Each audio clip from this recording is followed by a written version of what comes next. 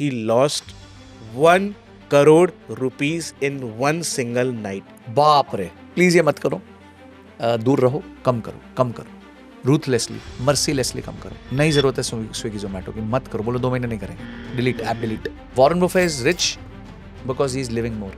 यही अगर राकेश झुनझुनवाला जी जाते ना इतना, तो वॉरेन बफे से बहुत आगे होते हैं, because he was very fast in compounding and he was very young, he was only 62। आप देखो ना, वॉरेन बफे का first 1 billion came when he was 62। Rakesh ji at 61, 62 was almost at 8 billion. तो विद गुड चांसेस ये था कि जब तक वो वॉरेन बफे की एज पे आते तो वो वॉरेन बफे से एटलीस्ट 3-4 गुना आगे होता है। मैंने बताया 3 ही बिग इवेंट्स है लाइफ के। इनकम बंद हो गई, आपकी हेल्थ खराब हो गई, आपकी लाइफ चली गई। पहले इवेंट के लिए इमरजेंसी फंड, दूसरे के लिए हेल्थ इंश्योरेंस, तीसरे के लिए life insurance. John D Rockefeller ने एक बात कही थी, if you are busy all the time you have no time to make money. मेरा बेटा मुझे बोल रहा है कि मैं अभी वो 10 साल का है, तो वो 2-3 साल बाद ही वांट्स टू ड्रॉप आउट, वो 13 साल में ड्रॉप आउट कर जाऊंगा। सुंदर पिचाई का रिश्ता गया किसी लड़की के लिए, तो माँ बाप ने मना कर दिया। बोले क्यों? बोले क्योंकि ये गवर्नमेंट सर्विस में नहीं है। क्योंकि क्रिस्टियानो रोनाल्डो क्या करता है, भागता रहता है, और वो एक ऐड का या फिर एक पोस्ट का कितना मिलियन डालता है, मतलब $15 मिलियन लेता है एक पोस्ट का। ठीक है, किम कार्दाशियन कितना लेती है, वो $2.5-3 मिलियन लेती है एक पोस्ट का। अमिताभ बच्चन ने रिलायंस जियो के इवेंट में आके एक बात बोली थी कि जब मेरी लाइफ की परिस्थिति खराब हुई तो धीरू भाई अंबानी ने मुझे फोन किया और बोला मैं आपकी हेल्प कर देता हूँ, और अमिताभ बच्चन ने मना कर दिया था। और सेम मोदी जी हैं कि अब ट्रम्प के साथ आंख में आंख मिला के बात कर सकते हैं। यहीं अगर वो मदद ले लेते उससे तो नहीं कर पाते।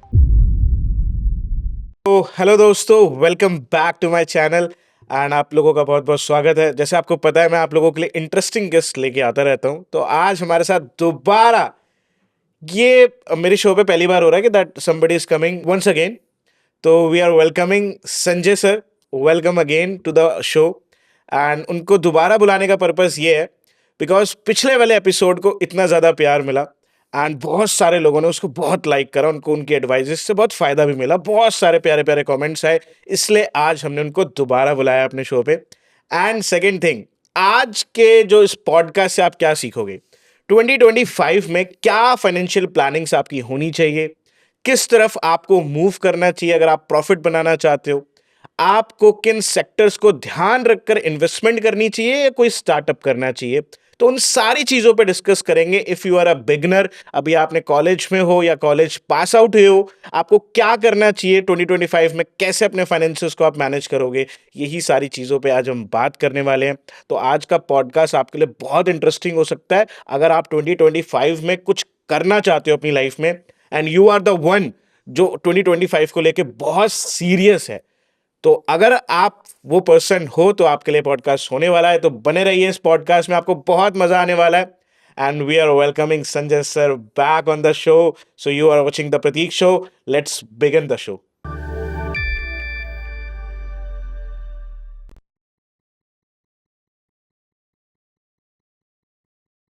सो वेलकम बैक सर, आपका बहुत बहुत स्वागत है। Thank you so much Prateek for calling me again. बहुत खुशी हुई आपको देखकर एंड पिछले वाले एपिसोड को सर बहुत ज़्यादा प्यार मिला है, बहुत सारे लोगों ने उसको बहुत पसंद करा है, आपकी कमेंट्स भी देखे थे मैंने। राइट, तो दे लव दैट।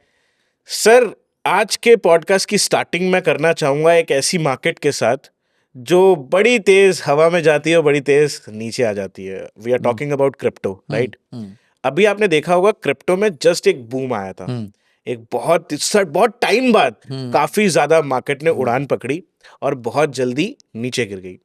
और एक चीज इसके साथ जो मेरी लाइफ से एक पर्सनल इंसिडेंट अभी निकल के आया, that is one of my friend invested some amount of money into crypto and उन्होंने एक कॉइन परचेज करा था एंड उनको 25 लाख रुपीस का उनका इन्वेस्टमेंट था उस कॉइन में and in 1 month they like made up 1 crore. 25 का 1 करोड़ हो गया, तो 75 लाख का प्रॉफिट हो गया। 75 लाख का प्रॉफिट हुआ। एंड जब इतना प्रॉफिट किसी को होता है तो ये अनइमेजिनेबल है पहली बात तो, कि दैट आप सडन इतना गेन कर गए लाइफ में।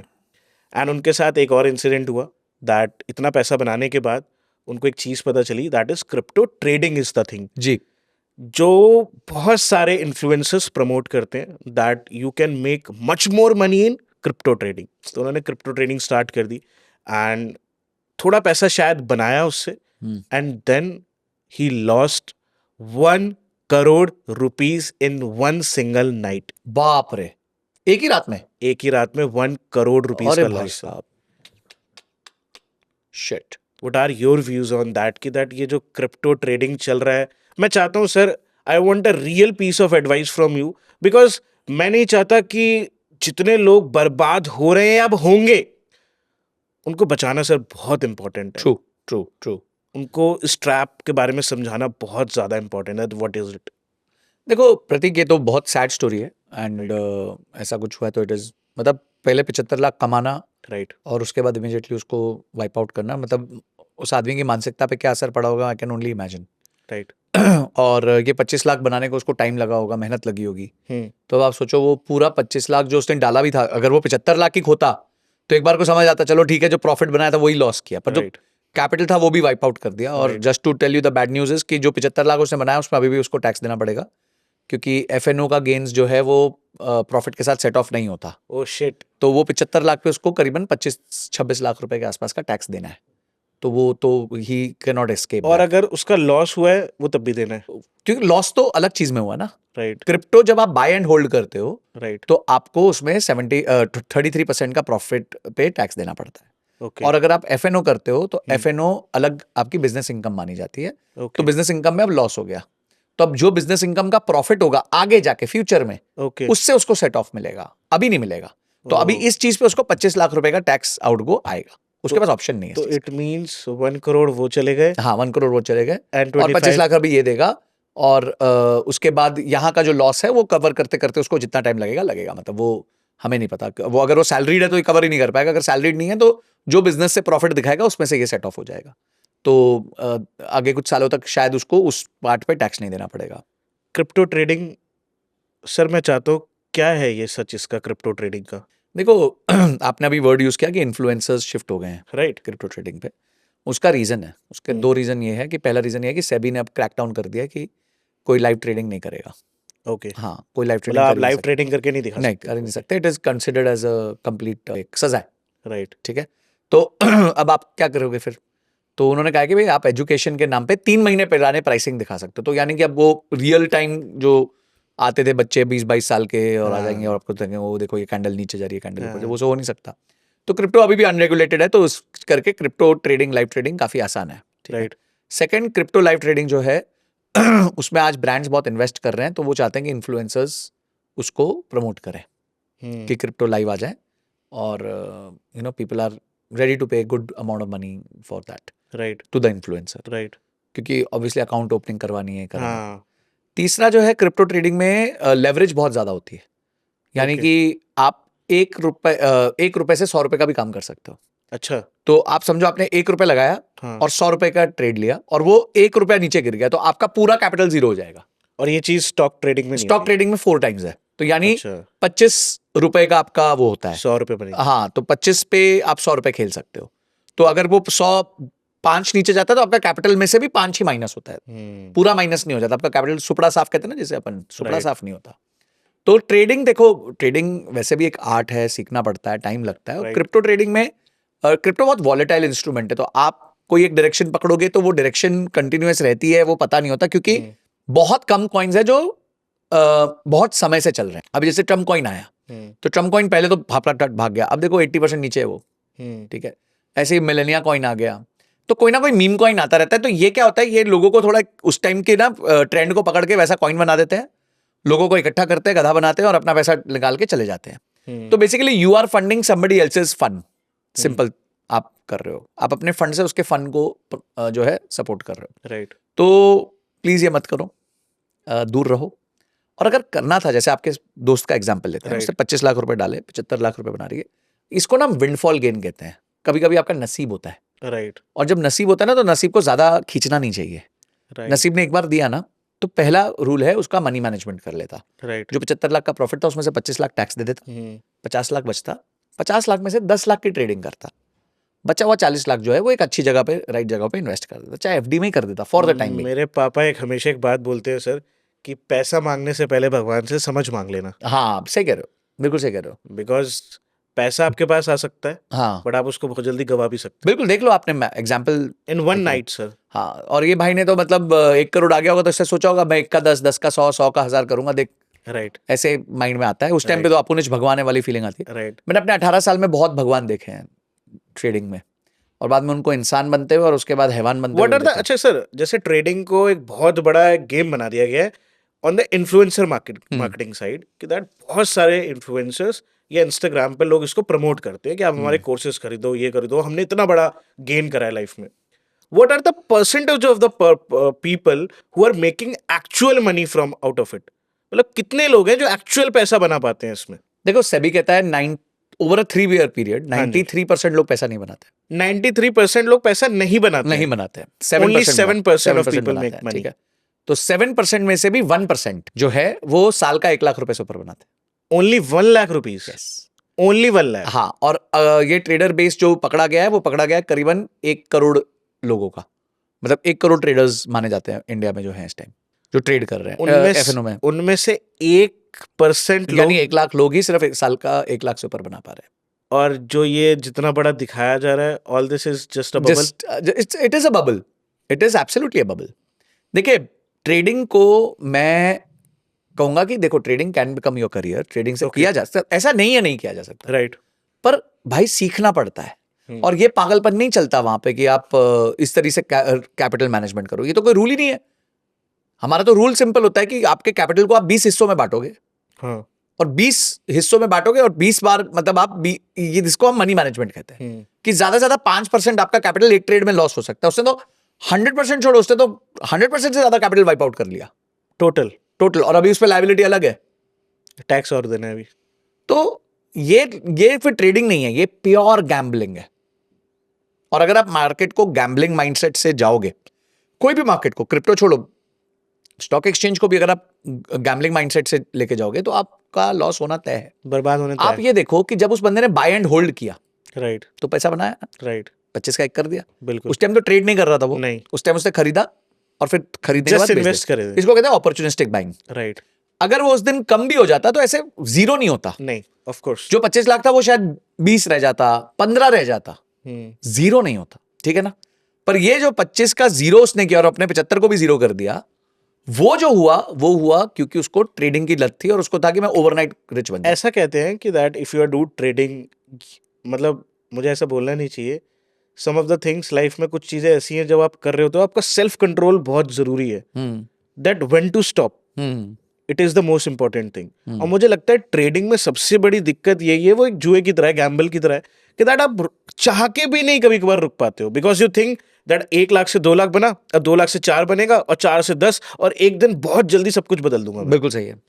And this is the only reason जिसकी वजह से मेरे फ्रेंड का इतना बड़ा लॉस हुआ in single night sir, in a single night. It is very sad, very sad. बहुत and he is just 25 years and he's into entrepreneurship like for like 7 years. 7 साल 18 साल की उम्र से काम कर रहा है. एंड ही एक छोटे से गांव से अपने आप को इधर तक लाना, एंड सोचो कि दैट उधर इतने बड़े माइंडसेट पे काम करना, और उसके बाद just in a single night you have lost everything. देखो, बहुत बहुत सैड है, बहुत सैड है. बट क्या करें, अब ह्यूमंस हैं तो ग्रीड होती है, तो ग्रीड होगी, जहां भी ग्रीड होगी वहां ये सब प्रॉब्लम्स तो आएंगे. I definitely request all the audience जो भी इसको देख रहे हैं सर, की that it should be stopped, and इस पे या तो बहुत सख्त. देखिए, मैं स्टॉप से ज्यादा मैं ये कहूंगा कि आपको आज आपने स्टॉक मार्केट को रोका, राइट, तो लोग क्रिप्टो पे आ गए. राइट, आप क्रिप्टो रोकोगे, लोग कहीं और चले जाएंगे. राइट. जो इंसानी फितरत है ट्रेडिंग की, वो नहीं बदलेगी. ठीक है. तो अगर इंसानी फितरत नहीं बदल सकती तो उसको एटलीस्ट चैनलाइज करके लर्न कर लो कि अपने आप को बचाना कैसे है इससे. Right, absolutely. ठीक है भाई, आप अपने घर का पूरा कैपिटल इसमें कभी मत लगाओ. आप वो कैपिटल लगाओ जो खोगे तो प्रॉब्लम नहीं होगी. आप उस कैपिटल को भी मल्टीपल पीसेस में बांटो, उसमें भी प्योर सट्टा मत करो, थोड़ा सा करो. तो जब आप पोर्शन साइजिंग करते हो ना, कि किसी को डायबिटीज है, क्या वो मीठा ना खाए? वो थोड़ा मीठा खा सकता है ना, मतलब हफ्ते भर में 1 लड्डू खा ले, बिल्कुल, पूरे हफ्ते में 1 लड्डू खा ले, तो ठीक है. Self control is more important. तो ये नहीं है, देखो मार्केट्स में कोई ना कोई अपॉर्चुनिटी घूम के आपसे सक करेगी पैसा. राइट. आप कितना बचोगे, बच सकते हो, वो आपके सेल्फ कंट्रोल के ऊपर है. तो आपको ये सीखना पड़ेगा और आपको ये समझना पड़ेगा कि अगर कोई आपको ये आके बोलता है कि मैं कोई बहुत बड़े गेन्स बन सकते हैं, कुछ बन सकते हैं, तो याद रखना, जंगल में सुंदर लड़की चुड़ैल होती है. तो इसका मतलब ये है कि सिंपल, आप जो है जंगल में आपको एक सुंदर लड़की मिल गई है, तो आप ऐसा मत समझो आप लक्की हो, आप ये समझो वो चुड़ैल है, वो आपको फंसाने आई है। सर जो ये पॉडकास्ट है ये मैंने सेगमेंट्स में डिवाइड करा है और मैं चाहता हूँ हम सेगमेंट्स पे बात करके लोगों को एक राइट गाइड दे दे 2025 के लिए, ठीक है। और लोगों की हेल्प हो पाए इस पॉडकास्ट से। तो पहली चीज़ ये है कि सबसे पहले 2025 के फाइनेंशियल्स की बात करके, लैंडस्केप की बात करते देखते हुए लगता है कि दैट सबसे बड़े जो इकोनॉमिक शिफ्ट्स होंगे, आपको क्या लगता है किस तरफ होने वाले हैं जो इकोनॉमिक शिफ्ट्स होने वाले हैं, किसको मद्देनजर रखना चाहिए एक इंसान को? Where is the opportunity right now? तो प्रतीक देखो, अपॉर्चुनिटी बहुत सारे स्पेसेस में क्रिएट हुई है, और मुझे लगता है सबसे बड़ी अपॉर्चुनिटी जो है वो आर्टिफिशियल इंटेलिजेंस में है, एआई में। क्योंकि एआई में ना बहुत बड़ा नॉलेज आर्बिट्राज है। नॉलेज आर्बिट्राज का मतलब ये होता है कि कुछ लोगों को एआई बहुत अच्छे से आता है, कुछ लोगों को बिल्कुल नहीं आता। राइट। और जिन लोग को नहीं आता वो या तो सीखना चाहते हैं या उसको यूज करने का उनका कोई मतलब कोर है। जैसे फॉर एग्जांपल अगर आप कोई बिजनेस को सपोर्ट कर सको एआई के माध्यम से। अभी मैं एक बच्चे को जानता हूँ, 13-14 साल का है, उसने एजेंसी खोली हुई है जिसमें वो एआई से पीपीटीज बना के देता है। अच्छा। तो वो एक स्लाइड का 50 रुपए चार्ज करता है। अच्छा। तो अब 20 स्लाइड की पीपीटी तो 1000 रुपए बना लेता है। हाँ, तो इसकी कॉस्ट उसके लिए बहुत कम है, मतलब एआई लगा हुआ है उस पे। तो ऐसे करके वो महीने का 50-60 हजार रुपए बना रहा है। At the age of 14? हाँ, जो 14 या 15 होगा, ज्यादा नहीं होगा। Oh my God, it's good. हाँ, तो समझदार है लड़का, उसने सीख लिया। तो इसको हम नॉलेज आर्बिट्राज कहते हैं, क्योंकि दूसरे नहीं जानते पर ये जानता है, तो इसने उसको वापर लिया। सेकंड है, मुझे लगता है एआई के बाद मुझे लगता है इंडिया में जो अगला बिग अपॉर्चुनिटी वो है आयुर्वेदा। आयुर्वेदा? हाँ, आयुर्वेद के प्रोडक्ट्स, आयुर्वेद की ट्रीटमेंट्स पे बहुत जबरदस्त स्पेस है। और वहां पे अभी पीछे जो आयुष मंत्रालय बना, जिसका नाम था आयुर्वेदा, योगा, यूनानी और शिरोधरा। ओके। तो इसको अगर आप जोड़ लो तो आयुष बन जाता है। आयुष। तो आयुष जो मंत्रालय बना, उसमें उन्होंने क्या किया है कि जो इंश्योरेंस होती थी पहले, इंश्योरेंस सिर्फ जो थी उसके लिए काम आती थी आपके नॉर्मल हॉस्पिटल्स के लिए। हाँ। पर अब आप इंश्योरेंस में अगर आयुष का राइडर ले लो, अच्छा, तो आपकी आयुर्वेदा की ट्रीटमेंट्स को भी ये लोग फंड करते हैं इंश्योरेंस से। मतलब आप रिबेट हो सकते हो, रिम्बर्समेंट ले सकते हो। ओके। तो वो एक बहुत बड़ी अपॉर्चुनिटी क्रिएट हुई है आयुर्वेदा के लिए। ओके। और आयुर्वेदा में जो हॉस्पिटल कॉस्ट होती है सेटअप करने की, वो बहुत कम होती है as compared to other hospitals. Because Ayurveda में कोई आपको एमआरआई मशीन, कैंसर मशीन, ये मशीन, वो सब नहीं चाहिए। Right. Ayurveda is more about holistic treatment and जो भी खाना पीना पूरा वो करने के लिए। तो I think Ayurveda is a very very big space in India जो कवर हो सकती है। मेडिकल टूरिज्म है उसमें, मेडिकल टूरिज्म से भी फायदा हो सकता है। तीसरा स्पेस जो मुझे लगता है वो लगता है कि आपका ईवी को सपोर्ट इकोसिस्टम जितना भी है, चाहे बैटरीज हैं और ट्रेडिंग है, और ईवी को लेके जो चार्जिंग स्टेशन बनाना, वो भी अपने आप में काफ़ी अच्छा बिजनेस बनने वाला है आगे जाके। तो जैसे पहले पेट्रोल पंप्स बनते थे, अब चार्जिंग स्टेशंस बनेंगे। तो इस तरीके से एक फ़ायदेमंद चीज़ है ये भी। चौथा मुझे लगता है जो आपके डिफेंस के इक्विपमेंट्स बनते हैं, डिफेंस जैसे ड्रोन हो गया, एंटी ड्रोन हो गया, ये सब हो गया, ये सारी चीज़ें बहुत आगे जाएंगी। और देखिए क्रिप्टो में भी स्पेस है, पर क्रिप्टो की मेन टेक्नोलॉजी जो है उसको यूज़ करना ज़्यादा इंपॉर्टेंट है, विच इज़ ब्लॉकचेन। ओके। तो ब्लॉकचेन उसकी जो जिस टेक्नोलॉजी पे क्रिप्टो बेस्ड है, वो एक बहुत जबरदस्त technology, it's a phenomenal technology. पर लोग क्रिप्टो को सब कॉइन की तरह और सट्टे की तरह ले रहे हैं, बट एक्चुअली उसका पीछे यूज केस बहुत बड़ा है। सो जैसे लैंड डॉक्यूमेंटेशन है, कभी कभी ये होता है कि एक ही जमीन के दो मालिक बन जाते हैं। हाँ, ठीक है, तो मेरे पास भी पट्टा है, मेरे पास भी पट्टा है। तो ये सब प्रॉब्लम्स आप ब्लॉकचेन से सॉल्व कर सकते हो। अच्छा। हाँ, ब्लॉकचेन एक टेक्नोलॉजी है जिसमें हर चीज का यूनिक आइडेंटिफिकेशन होता है, और वो सेंट्रल स्टोरेज नहीं होता, वो डिस्ट्रीब्यूटेड स्टोरेज होता है। डिसेंट्रलाइज्ड। हाँ, डिसेंट्रलाइज्ड है। तो जब डिस्ट्रीब्यूटेड स्टोरेज होता है तो ऐसा नहीं है कि कोई आके एक पर्ची पे नाम बदल दे तो सारा काम बदल जाएगा, है ना। तो यहाँ पे इतने सारे लेजर्स होते हैं कि आप मैनेज नहीं कर सकते सबको चेंज करना। ओके। तो ये टेक्नोलॉजी मुझे लगता है, ब्लॉकचेन टेक्नोलॉजी भी बहुत जबरदस्त, इस पे फोकस करना चाहिए अपने को। If a person is starting their career, तो वो इन एरियाज को टच कर सकता है। बिल्कुल कर सकता है। एंड मैंने देखा अभी शार्क टैंक सीजन 4 आया है। आपने शार्क टैंक सीजन 4 में देखा होगा कि that lots of founder came with AI technology, AI products, and AI is on boom side, right? AI के बीच में देखो, आपने एक चीज बताई that दो तरीके की ऑडियंस है, that who know what is AI and who don't know what is AI। मतलब उसका यूज केस वो नहीं समझ पा रहे हैं। अगर हम, जैसे आपने बताया 14 साल के बच्चे ने एक सर्विस बनाई दैट वो पीपीटी बनाता है AI से, अगर आज की डेट में अगर एक बंदा एक AI एजेंसी चालू करता है तो उसकी कॉस्ट क्या बैठती है, एंड कैसे एक स्मॉल स्केल पे चालू कर सकता है, एक स्टार्टअप कैसे उस पर बनाया जा सकता है, अगर आप उस पर थोड़ा सा बता सको, it will be very helpful people. देखिए एआई में सबसे इजी है सर्विस इंडस्ट्री में आना। ओके। प्रोडक्ट इंडस्ट्री में आओगे तो टाइम लगता है, पैसा लगता है, बर्न लगता है, Right. बहुत कुछ लगता है। तो आप पहले सर्विस से स्टार्ट करो। सर्विस से आपको कस्टमर की नीड की आइडेंटिफिकेशन भी होती है। कस्टमर के, ठीक है, उसमें से आप देखो कि आज एआई मैक्सिमम किस लिए यूज होता है। बहुत सारी रिपोर्ट्स आपको मिलेंगी राइट। इंटरनेट पे, हबस्पॉट की रिपोर्ट होती है, बहुत सारी रिपोर्ट्स होती है जो बताती है कि एआई में कौन सी मेन यूजेज सबसे ज्यादा क्या है, एक कंज्यूमर क्या चीज के लिए एआई को आज यूज कर रहा है। फॉर एग्जाम्पल, आप एक अच्छे स्क्रिप्ट राइटर हो, आपको स्क्रिप्टिंग आती है, पर अभी ऑब्वियसली आप स्केल नहीं कर सकते क्योंकि आप अकेले हो। हाँ, तो आज आप अपना कस्टम जीपीटी बना सकते हो चैट जीपीटी के अंदर। अच्छा। आप अपनी 200 स्क्रिप्ट्स उसको दे दो और बोलो कि मैंने ये टॉपिक था, इसको ऐसे स्क्रिप्ट लिखा है, हाँ। मैंने ये टॉपिक था, इसको ऐसे स्क्रिप्ट लिखा है, हाँ। मैंने ये टॉपिक था, इसको ऐसे स्क्रिप्ट लिखा है, ऐसे करके दे दो उसको। बेंचमार्क और कुछ स्क्रिप्ट्स बता दो, कौन सी स्क्रिप्ट ने सबसे अच्छा परफॉर्म किया वो बता दो, सारा डेटा दे दो उसको। हाँ। वो आपका कस्टम जीपीटी बन जाएगा। अगली बार जब आप उसको कोई प्रॉम्प्ट दोगे, हाँ। ठीक है, तो वो उस आपके स्क्रिप्टिंग स्टाइल के हिसाब से आपको स्क्रिप्ट बना के देगा। ओह। अब मैं ये नहीं कह रहा कि वो फाइनल आउटपुट होगा, पर वो 85% टू 90% का आउटपुट होगा। राइट। मतलब आपका 90% हेडेक खत्म हो चुका होगा। राइट। मैं यही करता हूँ। मैंने अपनी स्क्रिप्ट का कस्टम जीपीटी बनाया हुआ है, मेरी सारी स्क्रिप्ट्स उसमें डाली हुई हैं और मैंने उसको बोला हुआ है, देखो मेरे को ये स्टाइल पसंद है, मैं ऐसे बात करता हूँ। उसमें मैंने बोला कि ये ज्यादा चली, ये कम चली, ये ज्यादा चली, कम चली। Right. आज मुझे कोई टॉपिक पे रिसर्च चाहिए या मुझे कोई स्क्रिप्ट चाहिए तो मैं फटाक से डालता हूँ कि ये टॉपिक है और उसका डिटेल्ड मैं प्रॉम्प्ट देता हूँ उसको। मुझे ये एक्सपेक्टेड है, इस वीडियो में ये करना है, ये बताना है, ऐसे बताना है, ऐसे बताना है, इस वीडियो में फियर होना चाहिए, इस वीडियो में ऐसा होना चाहिए, कौन सा इमोशन चाहिए, वो सारा मैं लिख के दे देता हूँ। और उसके बेस पे वो मुझे, मेरे को L1 स्क्रिप्ट देता है। मैं बता रहा हूँ प्रतीक, उसके बाद मुझे मुश्किल से आधा घंटा लगता है और आई एम डन। मतलब मेरे स्क्रिप्टिंग मतलब 85% काम तो कर ही देता 80 टू 85% काम वो करके आपको पहले दिन दे, पहले मिनट में दे देता है। मतलब 1 मिनट नहीं लगता उसको बनाने में। राइट। ठीक है, उसको पूरा प्रॉम्प्ट अच्छे से दो। प्रॉम्प्ट देने में आप 10 मिनट लगा दो। कैसा चाहिए, स्ट्रक्चर क्या चाहिए, डेटा चाहिए, मतलब कंपैरेबल्स proper चाहिए, details स्टोरीज आपको देनी चाहिए। होंगी, right? हाँ, आप ऑब्वियसली आप ऐसे राइट स्क्रिप्ट बोलोगे तो काम नहीं चलेगा।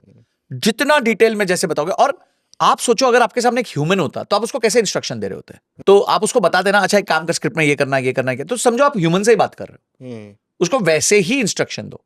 और अब तो ऑडियो फंक्शन है, ऑडियो फंक्शन के हिसाब से Audio करो, ठीक है। function। तो ये आप करोगे तो आपकी स्क्रिप्ट राइटिंग, अब आपकी स्क्रिप्ट समझो किसी को पसंद आती है, तो आपने बोला जी मेरी स्क्रिप्ट राइटिंग सर्विस है, मैं 2000 रुपए में एक स्क्रिप्ट लिख के देता हूँ, हो गया। ओह। तो आपने स्क्रिप्ट लिखनी चालू कर दी लोगों की। मतलब ये भी है कि दैट इसके पीछे इन्वेस्टमेंट भी कुछ नहीं है। क्या इन्वेस्टमेंट है? चैट जीपीटी का वो मॉड्यूल आपका 1800 रुपए महीने का आता है। एंड दूसरी चीज, और आप इसको बहुत जल्दी मोनेटाइज भी कर सकते बिल्कुल करो। आप अपने वो थोड़ा बना सा दो, सीखने के बाद। थोड़ा एक इंस्टाग्राम पेज बना दो। इंस्टाग्राम पेज में अपनी रील्स बना लो, छोटी छोटी सिंपल सी, बहुत ज्यादा हैवी एडिट्स की भी जरूरत नहीं है। और बताओ कि मैं कैसे स्क्रिप्ट लिखता हूँ, हमने पिछली स्क्रिप्ट लिखी थी, किसके लिए लिखी थी, थोड़ा जो एजेंसी का प्रमोशन करो और देखो उसके बाद काम मिलता है आपको कैसे। एक्चुअली यही बात है कि दैट अगर आप लाइफ में ग्रो करना चाहते हो, थोड़ा फास्ट ग्रोथ देख रहे हो, तो you can follow the trends. Absolutely, you have to ride the trends, not follow. हाँ, you have to ride the trends. You have to ride the trend. Trend is your friend. Trend is your friend. बिल्कुल, Right. ठीक है। Trend is your friend, और जैसे ही ये friend धीरे होगा तो you have to find a new friend. New friend. तो बस आपको क्या करना है, जाके चेक करना है कि कौन सी चीज ज्यादा बिक रही है, कौन सा हो रहा है। बहुत क्रिएटर्स को मैं जानता हूं जिन्होंने करियर स्टार्ट किया था कुछ और क्रिएशन से, आज कुछ और है, Right. बिल्कुल। ठीक है। Of course. And I respect them, क्योंकि they caught the trend, they made money in that trend. फिर उनको लगा अब इसका डिक्लाइन फेज आ गया है, अब नेक्स्ट चलो, ठीक है। इस बात का कोई प्राइड नहीं है, हम तो ऐसे ही हैं भैया।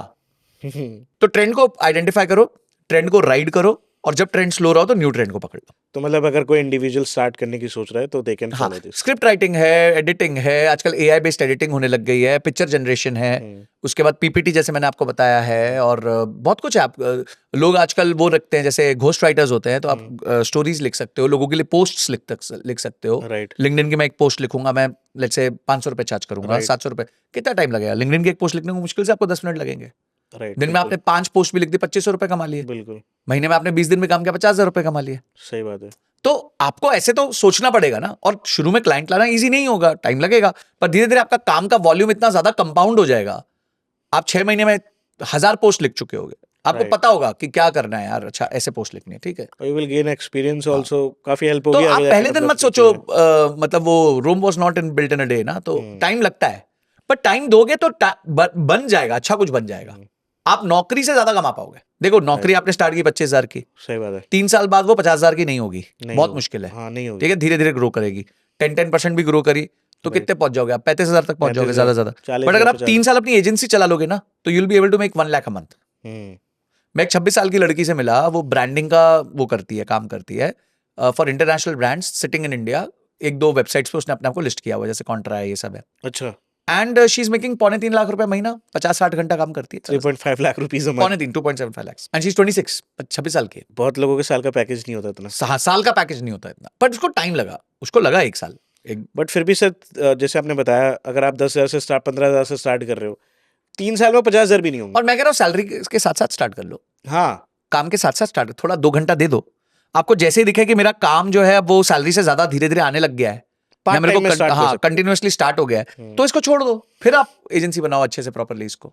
पार्ट टाइम में एक्चुअली आप बिल्कुल। वर्क कर सकते हो ना। आप बिलीव नहीं करोगे, आज मुझे लोग मैसेज करते हैं कि सर हमारी बस इंस्टाग्राम की स्क्रिप्ट रिव्यू कर लो आप, and will pay you this amount of money. मतलब मैं पागल हो जाएंगे लोग अगर मैं बता दूं कितना पैसा देने को तैयार है वो मतलब एक दे- स्क्रिप्ट रिव्यू का। मतलब देयर इज अ स्पेस कि हर जिसमें आप जगह जा स्पेस सकते है, हर जगह स्पेस है। बोलो सर 10 स्क्रिप्ट रिव्यू कर दो, हम आपको, अच्छा लाखों में अमाउंट है वो, मुझे क्या करना है, मुझे 2 मिनट देखना है, ठीक है, ओके नॉट ओके, हमारे को तो जल्दी समझ आ जाती है, but this is my effort which has compounded. And I think so कि दैट जो पहले से ट्रेडिशनल वेज थे पैसे बनाने के, जो अभी तक चलते आए हुए हैं, इन दिस एरा वो सब बदल चुका है। हाँ वो खत्म हो चुका है। My son wants to drop out of school. मेरा बेटा मुझे बोल रहा है कि मैं 10, अभी वो 10 साल का है, तो वो 2-3 साल बाद ही वॉन्ट्स टू ड्रॉप आउट, वो 13 साल में ड्रॉप आउट कर जाऊंगा। उस पे आपका क्या ओपिनियन है? I am okay, perfectly okay, अच्छा, you are okay perfectly that okay. If मैं जानता हूँ वो स्कूल उसको सिखा ही नहीं सकता जो आगे की नीड्स है, कि स्कूल में वो करिकुलम ही नहीं है। मेरा बेटा वहां स्कूल में ChatGPT का लेक्चर हो रहा है क्या? नहीं। क्यों नहीं हो रहा? बिल्कुल होना चाहिए। उनको प्रॉम्प्ट सिखाए जा रहे हैं कि प्रॉम्प्ट कैसे देते हैं, नहीं सिखाया जा रहा। मुझे ऐसा prompt is the new engineering. मुझे ऐसा लगता है दैट स्किल बेस्ड इंडिया में नहीं है सिस्टम। भाई सिंपल है, इंडिया में सोशल को लेके दुनिया, जिंदगी आदमी ना सोशल सोशल सोशल करता रहता है कि मेरी क्या कहते हैं, सोशल क्या सोचेगा, मेरे पास गाड़ी होनी चाहिए, घर होना चाहिए, एजुकेशन होनी चाहिए, स्कूल होना चाहिए, कॉलेज होना चाहिए। जितने सुपर सक्सेसफुल लोग हैं बाद में वो सोशल, उनको कोई बोल रहा है किसी को कि धीरू भाई अंबानी ने तो पढ़ाई नहीं की थी यार, इतने बड़े क्यों हो गए? हाँ, सही बात है। ये तो वो Simple. बात हो गई, किसी ने बोला कि यार क्या सुंदर पिचाई का रिश्ता गया किसी लड़की के लिए, तो माँ बाप ने मना कर दिया। बोले क्यों? बोले क्योंकि ये गवर्नमेंट सर्विस में नहीं है। तो यार ये आप समझो, वो गूगल का CEO है, बोले नहीं यार प्राइवेट कंपनी है, कभी भी बंद हो सकती है। Nice example sir. अच्छा सर, एक चीज थी, अगर कोई एंटरप्रेन्योर अपना बिजनेस स्टार्ट करना चाहता है, तो हाँ। कौन से सेक्टर्स हैं जहाँ पे सबसे ज्यादा प्रॉमिसिंग आपको लगते हैं? देखो यार, मैं ना अभी पीछे एक बंदे से बहुत इंप्रेस हुआ, हाँ। और ये बात मैंने बहुत टाइम से लोगों को कहता रहता हूँ, आपको ना ज्यादा दिमाग लगाने की जरूरत ही नहीं है बिजनेस में। जो ज्यादा दिमाग लगाएगा ना बिजनेस नहीं कर पाएगा। और इसका जीता जाता एग्जाम्पल है ये यादव ब्रदर्स, जिन्होंने द मिनिमलिस्ट बनाई थी कंपनी। क्या और- सक्सेस स्टोरी है यार। ब्लेटेंट कॉपी था द ऑर्डिनरी का, बिल्कुल। ब्लेटेंट पैकेजिंग वैसा। और मैं सल्यूट देता हूं, क्योंकि नकल में भी अकल लगती है। बिल्कुल। उन्होंने एकदम वैसा कॉपी किया। बट दे हैव मेड और ग्रेट हम यहाँ नॉवेल्टी ढूंढ रहे हैं, नया क्या नया क्या। अरे नया क्या नहीं, वही चीज को नए तरीके से कर दिया। और देखो 3,000 करोड़ का कंपनी बिकी है, उनका 1,800 करोड़ का एग्जिट है दोनों फाउंडर्स का। मतलब दोनों फाउंडर 900 करोड़ रुपए घर लेके जाएंगे so much of wealth with in 5 years, सिर्फ कॉपी कर, नकल करके, नकल के एग्जीक्यूट किया। मेरे को मैं बता रहा हूं, आप लोग आइडियाज के पीछे मत भागो। मखाने बेच के भी साला आप 1,000 करोड़ बना सकते हो, कोई प्रॉब्लम नहीं। अब तो मखाना बोर्ड भी बन गया। आप मखाने बेच के 1,000 करोड़ बना सकते हो भाई, क्या प्रॉब्लम है आपको? आपको क्यों वैनिटी, क्यों नॉवेल्टी चाहिए? बेसिक कोई आइडिया पकड़ो जो चला है, उसको कॉपी करो, और उसके बाद उसको तेजी से एग्जीक्यूट करो। एग्जीक्यूशन में पागल हो जाओ, आइडिया पे पत पागल हो। हमारे देश में सब आइडिया में फंस जाती है जिंदगी। कौन सा आइडिया करूं, अरे नहीं नहीं ये तो बहुत ज्यादा हो गया। मिनिमलिस्ट ने अगर ये सोचा होता कि यार सबसे कंपेटिटिव मार्केट में गया वो, राइट, पर उसने फोड़ दिया उधर भी जाके। तो आइडियाज और इंडस्ट्रीज, ऑब्वियसली आप देखो कोई प्रॉब्लम नहीं है। माय पॉइंट इज कि नॉवेल्टी, इतनी नॉवेल्टी मत ढूंढो, इतना मत सोचो कि मेरा आइडिया बहुत ही यूनिक होना चाहिए। वो एग्जांपल मुझे याद आ क्योंकि गया ऐसा ना हो कि इतना यूनिक हो कि जंगल में सुंदर लड़की बन जाए। उसी से मेरे को एग्जांपल याद आ गया दैट आइडियाज, मैंने कहीं पे सुना था that ideas are like sperms, the fast one will win. जो जितनी जल्दी एग्जीक्यूट कर देगा उसको, बस हाँ, वो भी उनको भी तो एग्जीक्यूट ही करना होता है। बस वो तो जो सबसे पहले एग्जीक्यूट करेगा वो जीत जाएगा। जाता है। तो इट्स लाइक कि दैट आपने आइडिया को कितनी जल्दी एग्जीक्यूट कर दिया Yes, मार्केट में। yes. Either you will fail और यू विल गेट नहीं, अगर आप सक्सेस। फेल होगे तो आप कुछ सीखोगे ना यार। सिंपल। एक्चुअली हमारे यहाँ ना फेलियर को लर्निंग के साथ एसोसिएट नहीं किया जाता। नहीं, मैं इस पे जरूर बात करना चाहूंगा। हमने जैसे इस बात को बोला है, फेलियर को इतना बड़ा टैबू क्यों मान लिया जाता है कि अगर कोई फेल हो गया तो उसने जिंदगी का पाप कर दिया सबसे बड़ा। यार देखो, सोसाइटी जब तक आप इसी रोग में रहोगे कि कुछ लोग क्या सोचेंगे, लोग कहते हैं ना दुनिया का सबसे बड़ा हाँ रोग क्या सोचेंगे लोग, तो जब तक आप इसी थॉट प्रोसेस में बंधे रहोगे ना, हाँ you will not be able to generate alpha for yourself. देखो, एक हम हमेशा कहते हैं, स्टॉक मार्केट में भी ये बात कहते हैं, अगर आप लॉस नहीं ले सकते तो आप प्रॉफिट का भी अधिकार नहीं रखते। राइट राइट राइट ठीक है, एब्सोल्युटली नहीं तो आप एफडी करो जिंदगी भर, कोई प्रॉब्लम नहीं है। इसी तरह अगर आप फेलियर नहीं ले सकते तो आप एंटरप्रेन्योरशिप के या फिर क्रिएशन के बेनिफिट्स को भी नहीं, आपका अधिकार नहीं है उनको खाने का, तो आप चुपचाप नौकरी कर लो, कोई चक्कर नहीं है, हमें कोई प्रॉब्लम नहीं है उससे। पर अगर आप कहोगे कि भैया मैं घुसूंगा और मैं फेल नहीं होऊंगा, तो there is nobody in this world जो ऐसा कोई जन्मा ही नहीं है जो फेल ना हुआ हो। बिकॉज मैं देखता हूँ फ्रॉम स्कूल, आप ये चीज स्कूल से देखना स्टार्ट हाँ कर दो बिल्कुल सही है। कि अगर कोई 10 साल का लड़का है, उसके माइंड में एक चीज डाल दी गई है दैट हु इज जो अच्छे मार्क्स ला रहा है, जो अच्छे मार्क्स स्कोर कर रहा है, वो बहुत शानदार बच्चा है, वेरी गुड, वेरी इंटेलिजेंट, उसकी बड़ी तारीफ करी जा रही है, 10 लोगों के सामने बोला जा रहा है। जो बच्चा नहीं ला पा रहा है, उसकी एक बेइज्जती है, उसको एक उससे देखा जाता है कि दैट भाई ये पढ़ता नहीं है, मतलब ये खराब स्टूडेंट है। एक शुरू से ही एक मेंटालिटी बनती चली बिल्कुल जाती सही कह रहे हो, बिल्कुल स्टीरियोटाइप्ड है। है, और ये हर जगह है। पेरेंट्स भी उसको इसी नजर से देख रहे हैं। आपको मैं एक मजेदार बात बताता हूँ। हाँ जी एक बार एक एक्सपेरिमेंट हुआ। हाँ जी एक्सपेरिमेंट में एक जार में हाँ थोड़ी मक्खियां डाल दी गई हाँ और जार को ऊपर से कर दिया गया बंद, और वो जार में उनको 30 दिन रखा। हम्म ठीक है, 30 दिन बाद वो जार हटा दिया हम्म और जार हटा के मक्खियां वहीं थी। हाँ अब वो मक्खी ना वो जार के लिड से ऊपर जा ही नहीं पा रही। अब जार नहीं है पर वो जार के लिड से ऊपर ही नहीं जा पा रही, राइट और उन मक्खियों की ऑफस्प्रिंग्स जो बच्चे हुए उसमें, राइट वो भी जार के ऊपर नहीं जा पा रहे। तो ये ये जो माइंड है ना, ये माइंड की कंडीशनिंग है कि आप ये नहीं कर सकते, आप ऐसा नहीं कर सकते। राइट क्यों नहीं कर सकते? आज अगर मेरा बेटा बोलता है मेरे को ड्रॉप आउट होना है, क्योंकि उसके पास एक प्लान है राइट कि डैड मेरे पास ये प्लान है, मैं ऐसे करूंगा और मुझे पता है मैं बेटर कर जाऊंगा, राइट और मुझे भी पता है वो बेटर बेटर कर जाएगा, तो मैं क्यों उसके ऊपर वो जार लगा दूं, जार के ऊपर ढक्कन क्यों लगा दूं? एंड सर, हमारे आंखों के सामने इतने हजारों में एग्जांपल्स हैं देखिए, दैट वही वही मैं कह रहा हूं कि आप रेफरेंस पॉइंट किसको लेते हो। Life is all about reference points. Right ठीक है, मैं एक बार बजट की तुलना कर रहा था, हमारे देश के बजट की तुलना करता हूं, मैं थोड़ा कंपैरिजन करता हूं, तो मैं हमेशा ये बताता हूं यूएस का क्या है, जर्मनी का क्या है, और चाइना का क्या है। राइट हम इतना करते हैं, ये लोग इतना करते हैं, हम इतना करते हैं। तो मेरे को किसी टीम मेंबर ने पूछा, सर आप इनसे क्यों कंपेयर करते हो सिर्फ? हाँ मतलब फिर क्या पाकिस्तान से करूं? मुझे बनना सिंपल क्या है जिंदगी में? राइट मुझे पाकिस्तान बनना है या मुझे चाइना, यूएस हुम आई फॉलोइंग और जर्मनी बनना है? ठीक है, मेरा रेफरेंस पॉइंट क्या है? सही बात है तो रेफरेंस पॉइंट लाइफ के बहुत इंपॉर्टेंट होते हैं। अगर आप नेगेटिव रेफरेंस पॉइंट देखोगे तो आप कंप्लेसेंट हो जाओगे। आप नेगेटिव रेफरेंस पॉइंट देके ग्रेटिट्यूड ले सकते हो, बस, और कुछ नहीं। कि आपसे अगर कोई पीछे है तो आप इस बात का ग्रेटिट्यूड रख सकते हो भगवान के साथ कि हाँ यार आपने मेरे को आगे रखा, उस बात का आपका बहुत बहुत धन्यवाद। पर अगर आपको ग्रोथ चाहिए तो आपको पॉजिटिव रेफरेंस पॉइंट्स देखने पड़ेंगे, नहीं तो आप कुछ नहीं अचीव कर। डेफिनेटली ये एक सही बात है कि दैट आप एटलीस्ट देखो तो कि that what people are doing. बिल्कुल, and how they are doing.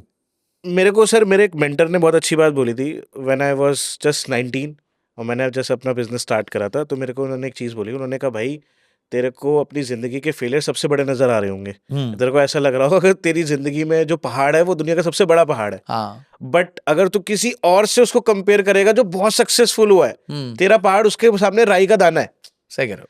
तो उसने मुझे बोला कि that read 100 books autobiographies of people, successful people. You will get to learn कि that what the hell they will go through with to get this much, इतना बड़ा बनने के लिए क्या करा है। बिल्कुल बिल्कुल बिल्कुल। अगर आप 100 लोगों की सक्सेस की कहानी पढ़ लेते हो, आपका माइंडसेट इतना मजबूत हो जाता है, मतलब ये नस इतनी मजबूत हो जाएगी कि दैट बड़े से बड़े फेलियर्स को आप जल्दी एब्जॉर्ब कर देखो, मैं पाओगे। आपको एक और बताता हूँ, जैसे हमारे शास्त्रों में हाँ जी है, बट उसका मैं एक रियल लाइफ एग्जांपल देता हूँ। बिल्कुल। आप एक 50 माले की बिल्डिंग के नीचे खड़े हो, हाँ हाँ तो आपको क्या लगेगा? बहुत बड़ी बिल्डिंग, बहुत बड़ी बिल्डिंग है। क्या है, मतलब गर्दन दुख जाएगी। हाँ पर अगर आप हवाई जहाज से 100 माले की बिल्डिंग देखोगे तो आपको क्या लगेगा? बहुत छोटी सी है। बस। तो rise above the problem. Right Whenever you rise above the problem becomes very small. Right But whenever you are below the problem, standing below the problem is very big. तो always learn to rise above the problem. आधे से ज्यादा नहीं कहूंगा मैं, 95% से ज्यादा हमारे लाइफ के जो डर हैं वो उन इवेंट्स के हैं जो होने ही नहीं वाले। अगर ये हुआ तो वो नहीं हुआ। अनसर्टेनिटी से खतरा है। मैं एक बार रूट कनाल करा रहा था, हम्म तो उन्होंने इंजेक्शन दिया और मैं हाथ ऐसे पकड़ के बैठा हुआ हूँ। तो जब भी वो ड्रिलिंग मशीन डालते तो बोले दर्द हो रहा है क्या? मैंने हाँ। नहीं। तो उसने बोला, बहुत अच्छी बात बोली डॉक्टर ने, बोलती the anticipation of fear is fearing you more.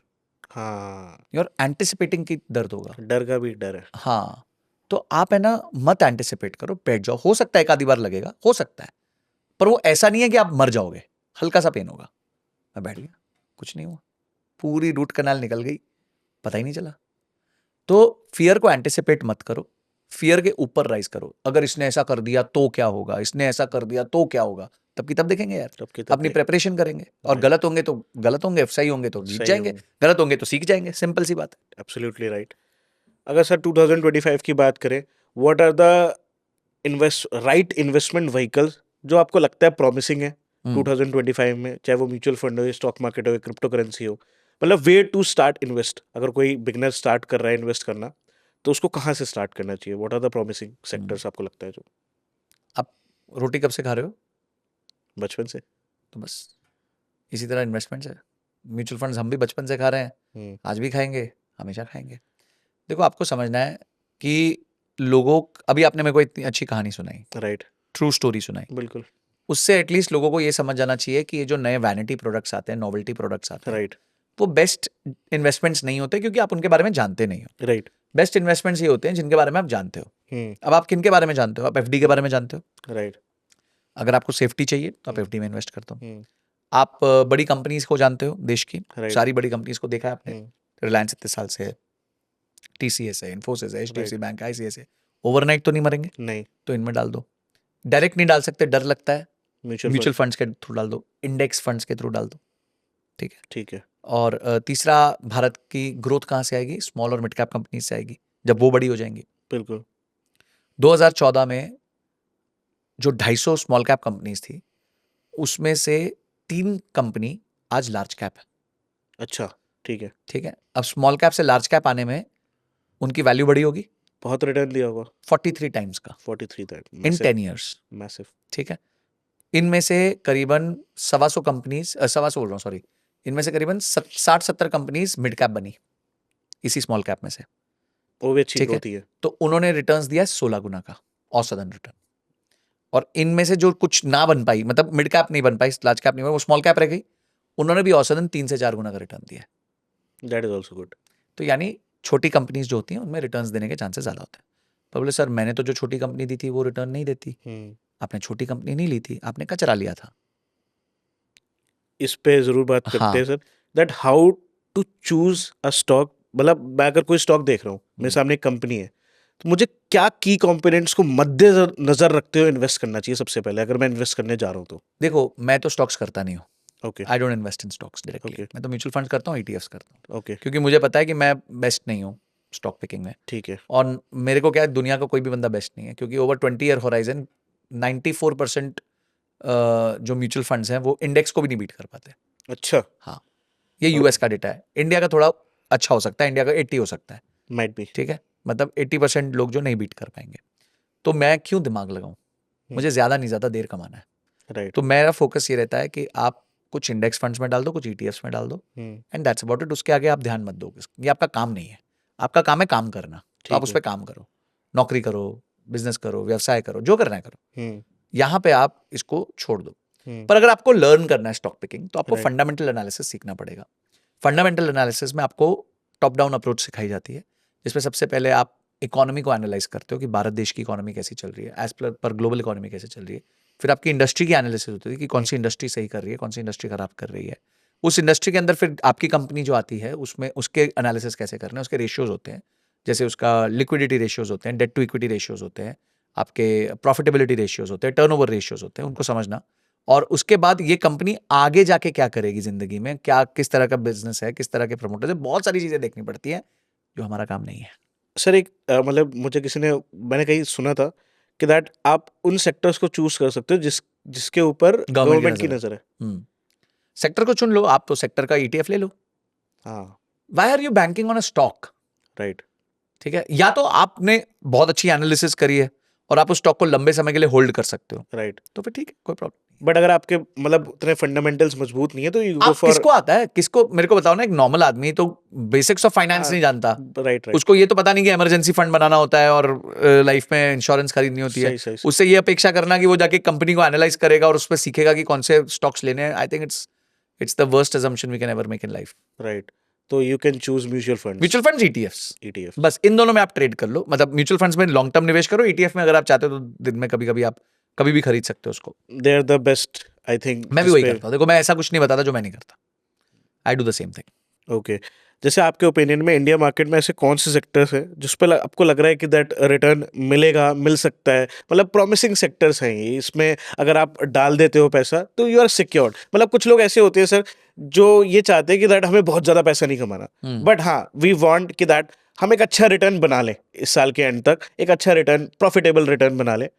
Some people like minded, तो उनके लिए कौन से सेक्टर्स हो सकते हैं? देखिए, सबसे पहले तो अगर आप 1 ईयर के लिए सोच रहे हैं हाँ तो जी। आप तो मार्केट्स में होने नहीं चाहिए। Okay the markets are never for 1 year, the markets always for at least 10 years. Okay तो अगर आप 10 साल के व्यू से आओगे तो बात करते हैं। ठीक है। अगले 10 साल का व्यू बड़ा सिंपल है। इंडिया का खर्चा कहाँ हो रहा है? इंफ्रास्ट्रक्चर में हो रहा है, एग्रीकल्चर में हो रहा है, रूरल डेवलपमेंट में हो रहा है, और उसके अलावा ईवी इंफ्रास्ट्रक्चर में हो रहा है। तो ये 4 बड़े सेक्टर्स आपको दिखते हैं। एआई में हो रहा है, एआई में। तो ये 4-5 जगहों पे उनका ध्यान है। तो अगर यहाँ 4-5 जगहों में ध्यान है तो इनके बेस जो भी कंपनीज होंगी उनको फायदा होने वाला है। तो That's मतलब as उनको simple as आप that. चूज कर सकते हो, बिल्कुल चूज या उनके थ्रू म्यूचुअल फंड्स को चूज कर सकते हो जिसमें इन्वेस्ट कर रहे हैं। Yes yes absolutely. अभी 2025 का सर बजट आया अभी रिसेंट, एंड मैं आपको देख रहा हूँ, आपको बहुत सारे इनविटेशंस आ रहे हैं, बहुत जगह आप चर्चा कर रहे हो इन बारे में। तो मैं चाहूँगा हम इस देश के 2025 के बजट प्रोज एंड कॉन्स पे बात करें। आपको क्या लगता है कि दैट 2025 का जो बजट आया है उसमें क्या डायरेक्शन में जाया जा सकता है, और किन चीज़ों से लोगों को एक्चुअली में फ़ायदा मिल सकता है 2025 का जो बजट आया है? एक तो मुझे लगता है मोबाइल सस्ते होने वाले हैं थोड़े, तो वो अच्छा। जो इंसेंटिवाइज किया गया है इलेक्ट्रॉनिक्स प्रोडक्ट्स को। ओके। सेकंड, देखिए कोई बिग बैंग बजट नहीं था, बस ठीक है आपके हाथ में थोड़ा पैसा ज़्यादा दे दिया। ऑब्वियसली वो अच्छी बात है कि 12 लाख तक की इनकम फ्री कर दी है, राइट। फ्री ऑफ टैक्स कर दी है, which is a very big move. और बट क्योंकि बहुत गालियाँ पड़ रही थी कि दैट मिडिल क्लास दबा जा रहा है, दबा जा रहा है। हाँ, तो शायद सुन लिया उन्होंने। राइट। उन्होंने ये कहा है कि 1 लाख करोड़ का जो है वो टैक्स फोरगो कर रही है। राइट। मतलब उनकी इनकम, उनकी आमदनी 1 लाख करोड़ से कम होने वाली है। 1 लाख करोड़ से कम कम होने वाली है, क्योंकि जितना आपको छूट मिलेगी तो वो तो पैसा सरकार को मिल रहा था, वो नहीं Right. मिलेगा उनको। राइट। तो अगर आप देखें 1 लाख करोड़ जो लोगों के हाथ में आएगा उसमें से वो क्या करेंगे, हम्म क्या क्या कर सकते हैं। हम्म तो एक तो वो खर्च कर सकते हैं, हम्म खर्च में कुछ भी कर सकते हैं। देश भ्रमण कर सकते हैं, या फिर बाइक खरीद सकते हैं, गाड़ी खरीद Right. सकते हैं, घर खरीद सकते हैं, depending upon their choice. Lavish खर्चे कर सकते हैं, कपड़े खरीद सकते हैं, जनरल एफएमसीजी प्रोडक्ट ज़्यादा खरीद सकते हैं। दूसरा, वो इन्वेस्टमेंट्स कर सकते हैं, राइट। या तो सेविंग्स करेंगे, एफडी करेंगे, एसआईपीस करेंगे म्यूचुअल फंड्स में, कुछ भी कर सकते हैं हम्म। उस। और तीसरा, अपना उधार वापस करेंगे। हम्म ठीक है, तो यही 3 चीजें हैं जो वो कर सकते हैं। अब 1 लाख करोड़ को ना नंबर को समझते हैं, सबको बड़ा ओवरवेलमिंग लग रहा है कि 1 लाख करोड़ की वो दे दी, बिल्कुल। पर भारत का जो कंजम्पशन फिगर है वो 116 लाख करोड़ है। 116 लाख करोड़। हाँ, साल का। ओके। और उसमें दिया कितना है हमारे को? 1 करोड़, 1 करोड़। यानी 1% से भी कम। राइट। तो क्या फर्क पड़ेगा कंजम्पशन? और ये तब अजम्पशन है कि पूरा 1 लाख करोड़ जो है वो कंजम्पशन में चला जाएगा, जो होने नहीं वाला। इसका आधा भी कंजम्पशन में नहीं जाएगा। राइट। ठीक है, बट क्योंकि लोग जो है पहले अपना उधार चुकाएंगे हम्म और निवेश करेंगे, या सेविंग्स करेंगे, या इमरजेंसी फंड क्रिएट करेंगे, ये सब करेंगे। राइट। तो इफ़ यू कंसिडर दैट, तो ऐसे कोई बहुत बड़ा वो नहीं है, मतलब कि दुनिया बदल जाएगी। कार्ड्स, क्रेडिट कार्ड्स को लेके एक बहुत बड़ी अनाउंसमेंट है, जो कि एसएमईज को 5 लाख तक का क्रेडिट कार्ड मुफ्त दिया जाएगा। अच्छा। हाँ, तो वो एक किया इन्होंने, और ऐसे 10 लाख क्रेडिट कार्ड्स दिए जाएंगे। तो राइट। वो पहले साल में 10 लाख क्रेडिट कार्ड्स के चलते तो एक कुछ कार्ड्स कंपनीज के शेयर भाग गए अचानक से। एसबीआई कार्ड्स जो 750 के आसपास था वो 820 830 चला गया, just because of this one notice. तो ये हुआ है। पर एक दो चीजें मुझे जो बहुत अच्छी लगी इस बजट में, वो ये लगी कि एक तो 500 करोड़ रुपया साइड किया गया है एआई डेवलपमेंट के लिए। बहुत जरूरी था, क्योंकि चाइना का भी अब अपना मॉडल आ गया है एआई का। और दूसरा जो अच्छी चीज लगी, मुझे लगा कि schedule caste, schedule tribe women जो हैं, उनके लिए 2 करोड़ तक का लोन जो है, कोलैटरल फ्री लोन बिजनेस करने के लिए दिया जाएगा, hmm, which I think is very good, because मुझे ऐसा लगता है कि फीमेल्स जो है वो थोड़ी ज़्यादा डिलीजेंट होती है बिजनेस में। हम्म, वो हमारे लड़कों की तरह नहीं होती कि गए 25 लाख रुपए लगा दिए फिर करोड़ रुपए हार गए। हाँ, वो बहुत सेविंग नेचर की होती हैं, राइट, और जब वो काम करती हैं तो वो 3-4 लोगों को साथ में जोड़ के काम करती हैं। राइट। तो मुझे लगता है कि इससे महिला सशक्तिकरण जो है, और खासकर जो छोटे लघु उद्योग होते हैं, छोटे घर के उद्योग होते हैं, that should do very well. ऐसा बोलते हैं that womens have very much active senses. Active senses भी है, और प्लस वो ना पंटरबाज नहीं होती जैसे हाँ, मेल्स होते हैं। राइट। मेल्स थोड़ा हाई रिस्क ले लेते हैं, वो उतना हाई रिस्क लेती नहीं है। तो धीरे धीरे धीरे अपना बिजनेस करती रहेंगी, करती रहेंगी, करती रहेंगी। मेल वांट दैट मेरा डोमिनेंस हो जाए बस। हाँ, किसी अल्फा रहते हैं ना वो। अल्फा अल्फा बनने की कोशिश है, हाँ, उसी के चक्कर में दिक्कत हो जाती मारे जाते हैं बुरी तरह। है। ओके, एक चीज है, बहुत पावरफुल टर्म है। मतलब आप बहुत सारी बुक्स पढ़ोगे फाइनेंसिस के ऊपर तो आपको मल बताएंगे लोग इस चीज के बारे में। मैं चाहता हूँ आप इस कॉन्सेप्ट को आज थोड़ा डिकोड कर दो हमारी जनता के लिए। That is power of compounding. Because ऐसा बोला गया है दैट इस दुनिया में 7 वंडर्स है, बट इसको बोला जाता है that this is the is the eighth wonder. 8th wonder of the world, that is power of compounding. If you understand the game of compounding interest, that how thing grows in compounding interest and how it can be so massive you can't imagine. तो मैं चाहता हूँ आप इसको आज decode कर दो। एक ये मुझे ऐसा बताया किसी ने कि अगर अमीर बनना है तो पावर ऑफ कंपाउंडिंग को अगर समझ जाओ तो बना जा सकता है। यू कैन, आप मिडिल क्लास से रिच क्लास में जंप मार सकते हो अगर आप इसको समझो तो फॉर्मूले को। क्या है सर ये फॉर्मूला? एक बार क्या हुआ, एक राजा खुश होके उसने अपने किसी को बोला कि आपको जो चाहिए आप मुझसे लो। हाँ, तो उसने कहा कि मैं मांग लूंगा, आप दे नहीं पाओगे। I got the story. तो वो कहता है बहुत मस्त है। बोलो बोलो क्या बात कर रहे हो, मैं तो राजा हूँ, मैं कुछ भी दे सकता हूँ। बोलते मुझे आपसे चावल चाहिए, पर कैसे चाहिए? आप एक चेस बोर्ड लाइए, चेस बोर्ड पे और पहले जो वो है स्क्वायर है उस बॉक्स पे है, 1 रखिए, अगला जो भी होगा उसका तो 2 टाइम्स होगा। डबल तो करते हैं। राजा बोला ये क्या बात है यार। तो राजा के माइंड में चला होगा 64x2 128, मतलब 128 दाने मैक्सिमम देने होंगे। राइट, तो पहला 1 दाना, फिर 2 दाना, फिर 4 दाना, कोई फर्क नहीं पड़ा। 8, 16, 32, 64, ठीक है। फिर उसके 128, 256, 512, 1024, 2048, 4096। तो ये नंबर अब उसको डर लगने लग गया। बिल्कुल। बाय द टाइम वो शायद 25th या 26th स्क्वायर पे था, तो पूरे देश का चावल खत्म हो गया, पूरे देश का अनाज ही खत्म हो गया। बिल्कुल। तो ये है पावर ऑफ कंपाउंडिंग, कि आप डबल के स्पीड से कर सकते हो पैसों को, और लाइफ टाइम में कितनी बार डबल कर सकते हो। तो मैं आपको एक उदाहरण देता हूँ कंपाउंडिंग, बड़ा simple. If today I am sitting on 5 crores of let's say mutual fund balance, ठीक है, राइट, और मैं ये अज्यूम करता हूँ ये 12% रिटर्न देगा, हाँ जी, और मैं आज 40 हूँ, हाँ, ये मैं 90 तक चला जाता हूँ, हाँ, बिल्कुल, 50 साल और, हाँ, हाँ, ठीक है। तो ये हर 6 साल में डबल होगा। हाँ, तो 50 साल में कितनी बार डबल होगा? 50 टाइम्स। नहीं, कितनी बार डबल होगा? वो 8 तो बार डबल वो होगा। तो हर बार ही डबल होता हाँ, तो जाएगा। 8 टाइम्स डबल होगा ना। राइट, पहले 6 साल बाद डबल हुआ, फिर 6 साल बाद वापस डबल हुआ, राइट, तो 8 टाइम डबल होगा। राइट। तो which is 2, what, 2 into 8, 16, no, it is 2 raised to 8। Two अब 2 raised to 8 पता है कितना होता है? 256। 256। तो 256 into 5 crores कितना होता है? 1250। 1250। मेरे पास 1250 करोड़ रुपए होंगे एट द एज ऑफ 90। 1250 मैं अभी करोड़ बोलूंगा, लोग रुपए। पागल बोलेंगे, बोले पागल हो गया, भांग खा के बैठा है। नहीं, नहीं, नहीं, पिछली बार आपको याद होगा, आपकी एक शॉर्ट वायरल हुआ था इसमें आपने बोला था that at the age of 90 I will be sitting at 1000 तो करोड़। यही रहा mathematics, with mathematics. Right, 50 years from today, compounding at 12% interest rate, not very aggressive, no, ठीक ओनली है, 12%। only 12%। राइट, तो यानी हर 6 साल में डबल, राइट, 50 साल में 8 बार डबल, राइट, ठीक है। वैसे तो 8 से थोड़ा ज्यादा होगा, बट मैं 8 ही पकड़ता हूँ।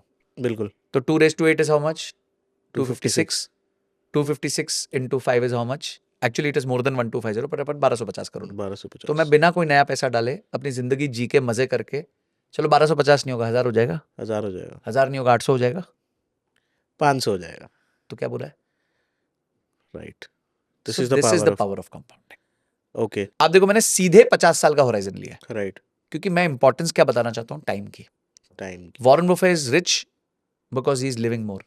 हम्म, यही अगर राकेश झुनझुनवाला जी जाते ना इतना, तो वॉरेन बफे से बहुत आगे होते हैं, right, because he was very fast in compounding his wealth and he was very young, he was only 62 right, absolutely right, और वॉरेन बफे इज 92।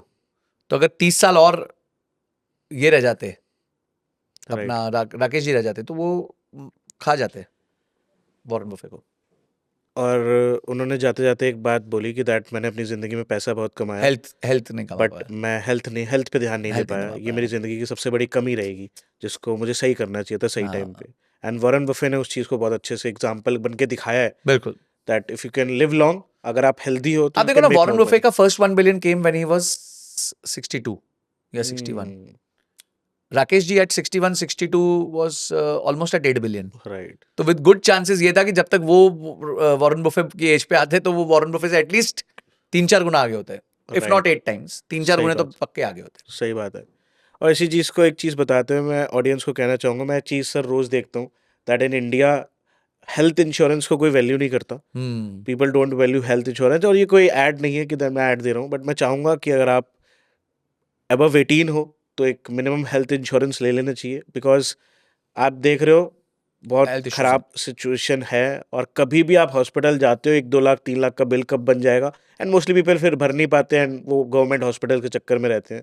तो कोई भी अपनी फैमिली के लिए, अपने लिए एक हेल्थ इंश्योरेंस लेना मस्ट है आप लोगों के लिए। मैं देखता हूँ फिर वो लोग एक दूसरे से पैसा मांग रहे होते हैं, फ़ोन आ रहे होते हैं कि भाई एक इमरजेंसी हो गई, 1 लाख रुपए दे दो, 2 लाख रुपए दे दो, वो हो भी नहीं पाते, और समाउ उसकी वजह से बहुत लॉसेस भी हो जाते हैं कभी कभार। सही कह रहे हो। तो you should pick a good health insurance, ये आपके लिए एक अच्छी फाइनेंस की समझ हो एब्सोल्युटली, सकती है। एब्सोल्यूट। देखिए मैं कहता हूँ कि आदमी के ना 3 बड़े रिस्क है जीवन के, सिर्फ राइट, 3 है राइट, बड़े रिस्क जो है। पहला है उसका व्यवसाय खत्म होना, मतलब राइट, उसका इनकम खत्म हो जाएगी। राइट, सेकंड है उसकी हेल्थ खराब होना, और राइट, थर्ड है उसकी डेथ। राइट, अब जो पहली प्रॉब्लम है, उसके लिए आपको क्या करना है, solution, emergency fund. Emergency fund, आपका व्यवसाय में प्रॉब्लम आई, आपकी इनकम में इशू आई, तो आपके पास 6 महीने, 12 महीने, 18 महीने, जितनी कैपेबिलिटी आपकी, उसका फंड है। उतना फंड होना चाहिए ताकि आप बिल्कुल, अपना घर चला सको। बिल्कुल, प्रॉब्लम नंबर 2, रिस्क नंबर 2 क्या है, हेल्थ। हेल्थ, तो उसके लिए राइट हेल्थ इंश्योरेंस होनी चाहिए, मिनिमम 10 लाख रुपए की, ठीक मिनिमम है, मिनिमम 10 10 लाख लाख का कवर होना चाहिए आपका। बिल्कुल, और जितना यंग लोगे उतना अच्छा, क्योंकि उसमें नो क्लेम बोनस मिलता रहेगा। मैंने जो ली थी इंश्योरेंस 20 लाख रुपए की, आज 60 लाख की हो चुकी है। तो 60 लाख तक मैं कवर्ड हूँ, बिल्कुल, इंडिया में कवर्ड हूँ, अब्रॉड में कवर्ड हूँ। बिल्कुल, ठीक है, मैंने अच्छी इंश्योरेंस ले ली। और तीसरा होता है लाइफ, अगर आपकी लाइफ चलेगी तो, पर उसका रिस्क आपसे ज्यादा आपके फैमिली को होता है। फैमिली को है, तो आप अपने फैमिली के लाइबिलिटीज देखिए, और उनकी गोल्स देखिए, उनको क्या चाहिए आगे जिंदगी में, आपके बच्चों की पढ़ाई के लिए कितना पैसा चाहिए वो देखिए, और उतने पैसों का प्रबंध, उतने की इंश्योरेंस करके जाइए, ठीक है। बस। उसके बाद आप खुल के जिए, बड़े से जिए, अच्छी इन्वेस्टमेंट्स करें, दैट्स इट। एक नॉर्मल कैडर ऑफ पीपल की बात कर लेते हैं, मैं बहुत उस पर नहीं जाऊँगा। अगर कोई बंदा 25,000 से लेकर 50,000 या 70,000 रुपये महीने तक कमा रहा है, जो एक एवरेज सैलरी है इंडिया के अंदर, वो पावर ऑफ कंपाउंडिंग का कैसे यूज़ कर सकता है और कैसे स्टार्ट कर सकता है, एंड अगर उस वो 20 साल या 25 साल का भी एक गोल बनाता है तो कितना पैसा बना सकता है, अगर एक छोटे अमाउंट से भी स्टार्ट कर रहा है सर, और कैसे स्टार्ट कर सकता है, व्हाट आर स्टेप्स जिससे वो स्टार्ट कर सकता है। देखिए पहली चीज ये है कि आपको भूलना पड़ेगा कि आपकी इनकम का 20% आपका है। ठीक है, तो अगर आपकी, 20% इनकम साइड कर देनी हाँ, है। साइड मतलब आंखों से ओझल कर दो। ठीक है, आप बोलो ही मत अपने आप को मेरी तनख्वाह 25,000 है, आप बोलो मेरी तनख्वाह 20,000 है, मतलब 50,000 है तो 10,000 रुपये साइड हो गए। साइड कर दो। आप ठीक, बोलो मेरी तनख्वाह 40,000 है, ठीक है, ठीक है, ये 10,000 को आप इन्वेस्ट करो। अगर आपका होराइजन लंबा है, 25 साल का है, ठीक है, ठीक है, तो आप इस 10,000 को इन्वेस्ट करो, और इसमें मैक्सिमम बड़ा इन्वेस्टमेंट जो है 70-80% इन्वेस्टमेंट आप स्मॉल और मिड कैप में कर सकते ठीक है, हो। थ्रू बचा हुआ, म्यूचुअल फंड्स। हाँ, थ्रू म्यूचुअल फंड्स, ओके, हमेशा थ्रू ठीक है, म्यूचुअल फंड्स। और 25-30% जो इन्वेस्टमेंट है वो आप कर सकते हो लार्ज कैप में लार्ज और कैप में। इन सब में। ये बास्केट को रखो, और इसमें आप हर साल 7 से 10% का स्टेप अप करते रहो। जैसे जैसे आमदनी बढ़े वैसे वैसे आप स्टेप अप करना ओके, चाहिए। मतलब इस साल अगर 10,000 लगाए थे तो अगले साल 12-15 हज़ार रुपये लगाते। 12 तक तो नहीं शायद कर पाएगा व्यक्ति, बट हो सकता है 11 कर दो। ठीक है, ठीक है, 11 के आसपास कर दो, 10,700 कर दो। 7% भी करोगे तो काफी है, ठीक है, एक अच्छा नंबर होता है ठीक है, 7%। ठीक है, और इसको 25 साल चलाओ। ठीक है। मैं आपको दावे के साथ कह सकता हूँ, दावे के साथ कह सकता हूँ, हाँ, आप 5 से 6 करोड़ के मालिक हो। अगर आप सिर्फ 50,000 रुपये की नौकरी करते हो तो। बिल्कुल, 5 से 6 करोड़ के मालिक होगा, आप फ्री हो जाओगे। जैसे मैं फ्री हो गया, आप भी फ्री हो जाओगे। और आपको बाद में ना धीरे धीरे रियलाइज होगा फ्री होना इतना मुश्किल नहीं है। It's just a little bit of extra effort initially. मुझे लगता है कि दैट जो नॉलेज हम शायद ये पॉडकास्ट में दे रहे हैं, अगर ये हिंदुस्तान की गवर्नमेंट अगर ये स्कूलों में देने लगे तो बहुत फर्क पड़ जाएगा. तो इंडिया में शायद रैग टू रिचेस की कहानियां बहुत बनेंगी. पर इसमें से जो 100 लोग हमें सुन रहे हैं, 89 लोग ये नहीं करेंगे. बोलो बिल्कुल, संजय सर, ये absolutely. 89 का नंबर कहाँ से आ गया आपका? 90 नहीं बोला, 80 नहीं बोला. हाँ 89 क्यों? हाँ 89 क्यों? क्योंकि एम्फी ये कहता है कि हाँ जो जी. भी व्यक्ति एसआईपी चालू करता है उसमें से 89 लोग जो हैं वो 5 साल बाद एसआईपी छोड़ देते हैं. हाँ तो इसलिए इनमें से 89 लोग जो हैं वो कभी भी फाइनेंशियली फ्री नहीं बन पाएंगे. मैं तो आप मेरे को कमेंट बॉक्स में लिख दो कि क्या फाइनेंशियली फ्री बनोगे. अगर आप 11 लिखोगे तो मैं समझ जाऊंगा कि आप फाइनेंशियली फ्री बनोगे, और अगर आप 89 लिखोगे तो मैं समझ जाऊंगा कि आप फाइनेंशियली फ्री नहीं बनोगे. एक्चुअली मुझे लगता है जो आपने बताया ना दैट इसके पीछे का रीज़न क्या है. मैं लोगों के बीच में रहता हूँ, आई एम ऑल्सो यंग, तो उनको देखता रहता हूँ. प्रॉब्लम ये नहीं है, स्टार्ट तो करते बहुत मोटिवेशन आता है. मेरे कुछ फ्रेंड्स हैं, मुझसे पूछते रहते हैं कि एसआईपी में कौन से एसआईपी, कौन म्यूचुअल फंड में विच इज लगा द दूं, best which is the best, कौन से सबसे ज़्यादा रिटर्न दे दिया तेरे को, ये वो पूछते रहते हैं. हम्म.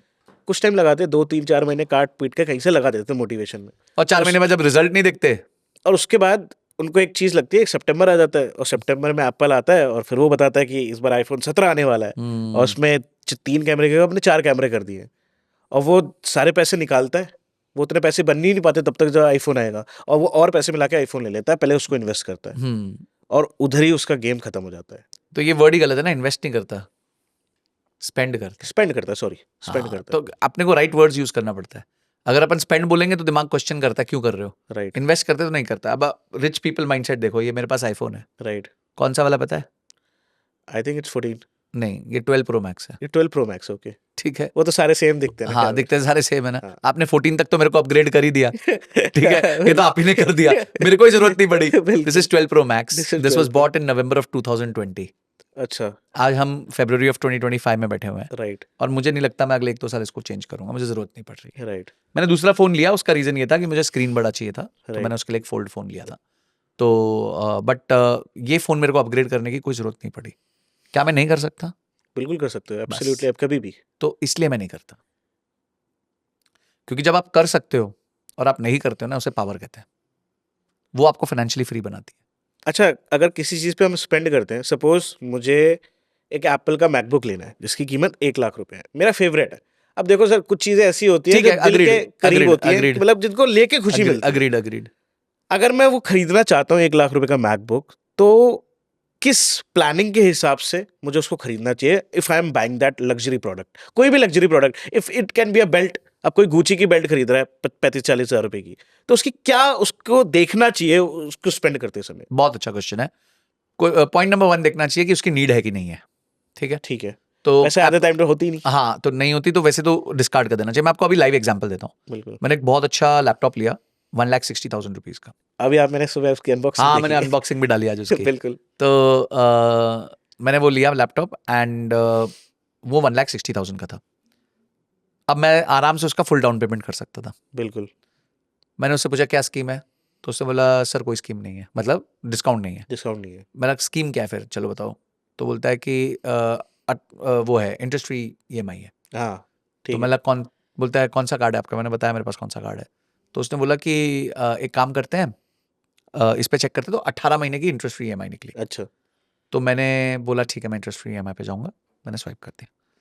तो मेरी अब किस्त बन गई 8,800 रुपए के आसपास कुछ. ठीक है. तो अब वो 18 महीने चलेगी. ठीक है. तो अब मैंने लैपटॉप, मेरे को चाहिए था, ये वो नहीं था, शौक नहीं था, नीड से. एक्चुअली नीड था मेरे लिए. ओके. क्योंकि मेरा लैपटॉप खराब, बहुत पुराना हो गया था, तो वो उतना प्रोसेस नहीं कर पा रहा है. हम लोग OBS यूज़ करते हैं, थोड़ा मुश्किल होती है मेरे को. बिल्कुल. तो ये तो बिजनेस के लिए था. ठीक है. तो बिजनेस के लिए था तो पहले GST बच गया. बिल्कुल. सीधा हमारा करीबन 24-25 हज़ार रुपये तो 24. GST बच गया. बिल्कुल. उसके ऊपर 20-25 हज़ार का इंटरेस्ट का बेनिफिट आ गया राइट. कि मैं धीरे धीरे पैसा दूंगा. धीरे धीरे. तीसरा, मेरे को इनकम टैक्स में छूट मिलेगी इसमें, क्योंकि डिप्रिसिएशन मिलेगा. ठीक है. तो अगर मैं तीनों का कॉस्ट जोड़ूं, तीनों का बेनिफिट जोड़ूं साथ, सॉरी, तो मेरा मोटा मोटी 80,000 रुपये में लैपटॉप आ गया. 1,60,000 का 1,60,000 का लैपटॉप, 80,000 रुपये मेरे नेट जाएंगे टू गेट दैट लैपटॉप. ठीक है. अब मैं क्या समझाना चाहता हूँ आपको कि मेरे पास मेरी नीड थी, मेरी हैसियत थी, राइट. तो मैं EMI पे गया. राइट. ये एक चॉइस है. बिल्कुल. आपकी नीड नहीं है, आपकी हैसियत नहीं है, और आप EMI पे जाते हो, ये बेवकूफ़ी है. ठीक है. नीड हैसियत है और EMI पे जाते हो तो चॉइस है, बिल्कुल. और नीड हैसियत नहीं है और EMI पे जाते हो तो बेवकूफ़ी है. पर फिर भी आपका मन करता है हम्म, कि सर वो गुच्ची की बेल्ट, वो लुई विटॉन की बेल्ट, हाँ। वो आईफोन, ठीक है, वो कोल्ड प्ले की टिकट, सर वो डियोर वो के जूते दिलजीत मिल जाते तो मजे आ हाँ जाते। दियोर के जूते होते, फेरागामा की बेल्ट होती, हाँ। ठीक है, no problem. Let's look at it. 40,000 का सामान खरीदना है, हम्म, आपको 40,000 रुपये फॉर एग्जाम्पल 10 महीने में देने हैं। आपने 10 हम्म, महीने में स्प्लिट कर दिया, तो 4,000 रुपये महीना हो गया। अब अपना बजट लेके बैठो, 4,000 रुपये कहाँ से काटोगे बताओ? कम हम्म, स्विगी करोगे, कम जोमेटो करोगे, कम हम्म, उबर करोगे, हम्म, कम यूपीआई पेमेंट्स करोगे, कम दोस्तों के साथ बाहर जाओगे? हम्म, यार कहीं तो सेक्रीफाइस करो यार, बिल्कुल, कहीं तो करना ही पड़ेगा। कहीं तो करो ना। तो जो चीज़ आपको पसंद है वो करो, पर एट द कॉस्ट ऑफ जो चीज़ आपको नहीं पसंद है उसको काटो, हम्म, कम करो, कम करो, कम करो, रूथलेसली, मर्सीलेसली कम करो। नहीं जरूरत है स्विगी जोमेटो की, मत करो। बोलो 2 महीने नहीं करेंगे, डिलीट ऐप, बिल्कुल, डिलीट सही बात है। अमेजॉन ऐप, डिलीट, और कुछ नहीं खरीदेंगे 2 महीने। क्यों? हमने एक परचेज की है जिसको लॉन्ग टर्म कमिटमेंट है जिसकी। बिल्कुल, एब्सोल्युटली। तो हम कहते हैं spend on things you like and ruthlessly mercilessly cut on the things which you don't like. बस ये प्रोसेस को फॉलो ये करना प्रोसेस फॉलो करो, कुछ भी खरीदो, अपना मैथ बना लो। चाहिए। बिल्कुल। तो ये तरीका है खरीदने का। अभी आपने जैसे बजटिंग के ऊपर आपने चर्चा करी ना, मैं चाहता हूँ इसको भी ज़रा डिकोड करें। लाइफ में कहते हैं अगर आप फाइनेंसिस को बहुत अच्छा करना चाहते हो, स्मूथ रन करना चाहते हो पूरी लाइफ, तो आपको आर्ट ऑफ बजटिंग आना चाहिए। हम्म, मतलब you know that what is the art of budgeting, कैसे हम्म। कर सकते हैं? देखिए budgeting is not an art, it's a pure math. मैं प्योर बचपन से मैथ्स। कर रहा हूँ, मतलब तब से कर रहा हूँ जब मैं 16 साल का था। There is a book of सैबरी सुबे, अच्छा, तो उसमें एक चैप्टर था that art of budgeting. Okay. तो दैट्स चलो व्हाई, वो तो उन्होंने चैप्टर के नाम के लिए कर दिया तो था। फिर मैंने वो इसलिए बोल दिया आपको। नहीं, नो या प्रॉब्लम, मैं समझ गया आपका क्वेश्चन, समझ गया, या क्योंकि जो लोग करते नहीं उनके लिए तो आर्ट ही है फिर। कलाकारी है उनके लिए, हाँ, वो ये कुछ कलाकारी सीख रहे हैं अभी। अच्छा सिंपल है। पहले मेरे टाइम पे तो बहुत मुश्किल था, मैं तो पर्ची लगाता था, पर्ची पे हाथ से लिखता था अच्छा। कि आज मैंने 5 रुपए का वड़ा पाव खाया, 10 रुपए ऑटो में गए, बुक खरीद ली, या वो तो पूरा दिन वैसे चलता था मेरा। बिल्कुल। But I think today it is very simple. You have apps हाँ। which can help you do budgeting. You can right. set your targets. You can set your goals. Budgeting as a process बड़ा simple है. It's like health report. Right. आपके खून देते हो, आपकी health report आती है। हेल्थ रिपोर्ट में आप पैरामीटर्स को देखते हो। कुछ पैरामीटर्स अमेजिंग चल रहे होते हैं, कुछ पैरामीटर्स खराब चल रहे होते हैं, ठीक है। जो खराब पैरामीटर्स होते हैं, फॉर एग्जांपल आपका शुगर है, शुगर आपकी होनी चाहिए थी 80, अब वो चल रही है 120, तो वो खराब है। तो आप राइट। क्या स्टेप्स लोगे? आप चीनी कम खाओगे, कम आप कर वॉक लो। करोगे, कार्ब कम लोगे, ताकि आपका शुगर कंट्रोल में आ जाए। दैट्स राइट, इट, और तो कुछ कहा है सिंपल। नहीं, ठीक है। तो इसी तरीके से बजट है। बजट में आपके पास आपका एग्जैक्ट पैरामीटर क्या चल रहा है वो देखना है आपको, और उस पैरामीटर के अगेंस्ट एक्चुअली वो पैरामीटर कितना होना चाहिए वो देखना है आपको, उसको मैच करना है। अब वो करेक्टिव एक्शन प्लान जिसे हम कैप कहते हैं, वो करने में आपको हो सकता है 2-3 महीने लग जाए। कि आप आज स्विगी जोमेटो पे 20,000 रुपये महीना डाल रहे हो या 10,000 रुपये महीना डाल रहे हो, उसको आपको 6 करना है, तो हो सकता है 3 महीने लग जाए। पर अब तो आपको एटलीस्ट पता तो है कि 6 करना है। अच्छा, इसको एक बार उसमें डिवाइड कर देते हो, थोड़ा और इजी हो जाएगा हमारी जनता के लिए। दैट अगर 100% है, सपोज आपकी 50,000 रुपीज सैलरी है, सपोज, तो 50,000 में से 20% आपने बताया कि दैट यू शुड 50, हाँ, इन्वेस्ट। अब आपकी 40,000 सैलरी है। 20% आप इन्वेस्ट कर दोगे। हाँ, आपकी सैलरी 40,000 है, आप बोलो चालीस ही है मत 50 है। ठीक है, 40,000 रुपये 40,000 सैलरी सैलरी है, अब जिसमें से ऊपर जा चुका है पैसा। 40,000 में से सेविंग्स में कितने परसेंट एटलीस्ट आपको डिवोट करना चाहिए? हाँ, देखो मैं इसको थोड़ा अलग तरीके से देखता हूँ। बिल्कुल। लाइफ को ना बकेट्स के हिसाब से देखते हैं। ये जो नीड वांट वाली सीरीज है ना, वो मेरे को ठीक नहीं लगती। ठीक है। ये 50-30-20, ठीक है। हर जन की जिंदगी अलग होगी। किसी की तनख्वाह 25,000 होगी, किसी की 5 लाख होगी। 5 लाख वाले Of के लिए और course, 25,000 का सेम बिल्कुल, रूल नहीं लग सकता। बिल्कुल, बिल्कुल, पर क्या चीज कॉमन लगती है वो बता देता हूँ। बिल्कुल। पहला बकेट अपना इमरजेंसी फंड का भरो, ठीक है। ठीक है। ओके। तो शुरू में ये मत सोचो मैं कितनी एसआईपी करूंगा, कहाँ करूंगा, उतना दिमाग मत लगाओ। पहले इमरजेंसी फंड को क्लोज कर दो, ठीक है। जितना जल्दी हो सकता है। 6 महीने में कर दो, 10 महीने में कर दो, 20 महीने में कर दो, 15 महीने में कर दो, जब कर पाओ तब मैं कर दो। उसके बाद जो है, अब इमरजेंसी फंड को पैसा देने की जरूरत नहीं है। बिल्कुल। अब जो है आप अपना 20% ऊपर इन्वेस्ट करके ही निकाल रहे थे, वो तो आपने रूल बना ही दिया था। उसके बाद एक 20% और इन्वेस्ट कर दो, और जो बचा हुआ है उसमें अपने घर को चलाओ, मजे करो। बकेट भर दो पहले। मैं चाहता हूं सब लोग ना सेफ फील करने चाहिए लाइफ में। सिक्योर। हाँ, और सेफ्टी सिक्योरिटी मैंने बताया 3 ही बिग इवेंट्स है लाइफ के। आपकी इनकम बंद हो गई, आपकी हेल्थ खराब हो गई, आपकी लाइफ चली गई। ये 3 ही इवेंट्स है। पहले इवेंट के लिए इमरजेंसी फंड, दूसरे के लिए हेल्थ इंश्योरेंस, तीसरे के लिए लाइफ इंश्योरेंस। ये तीनों चीजें पहले अपनी फर्म करके पक्की करके रख दो, ताकि उसके बाद कभी परिवार पूछे कि भाई, बोलो सब सही है, मस्त है। At least you are secure. हाँ, आप माइंड से तो एटलीस्ट फ्री रहो। भाई सोचो ना, किसी की नौकरी चली गई और उसके पास 6 महीने का वो है, जब वो सोमवार को उठेगा तो उसको फियर तो नहीं होगा ना यार मेरी जिंदगी हाँ, कैसे चलेगी। सही बात है।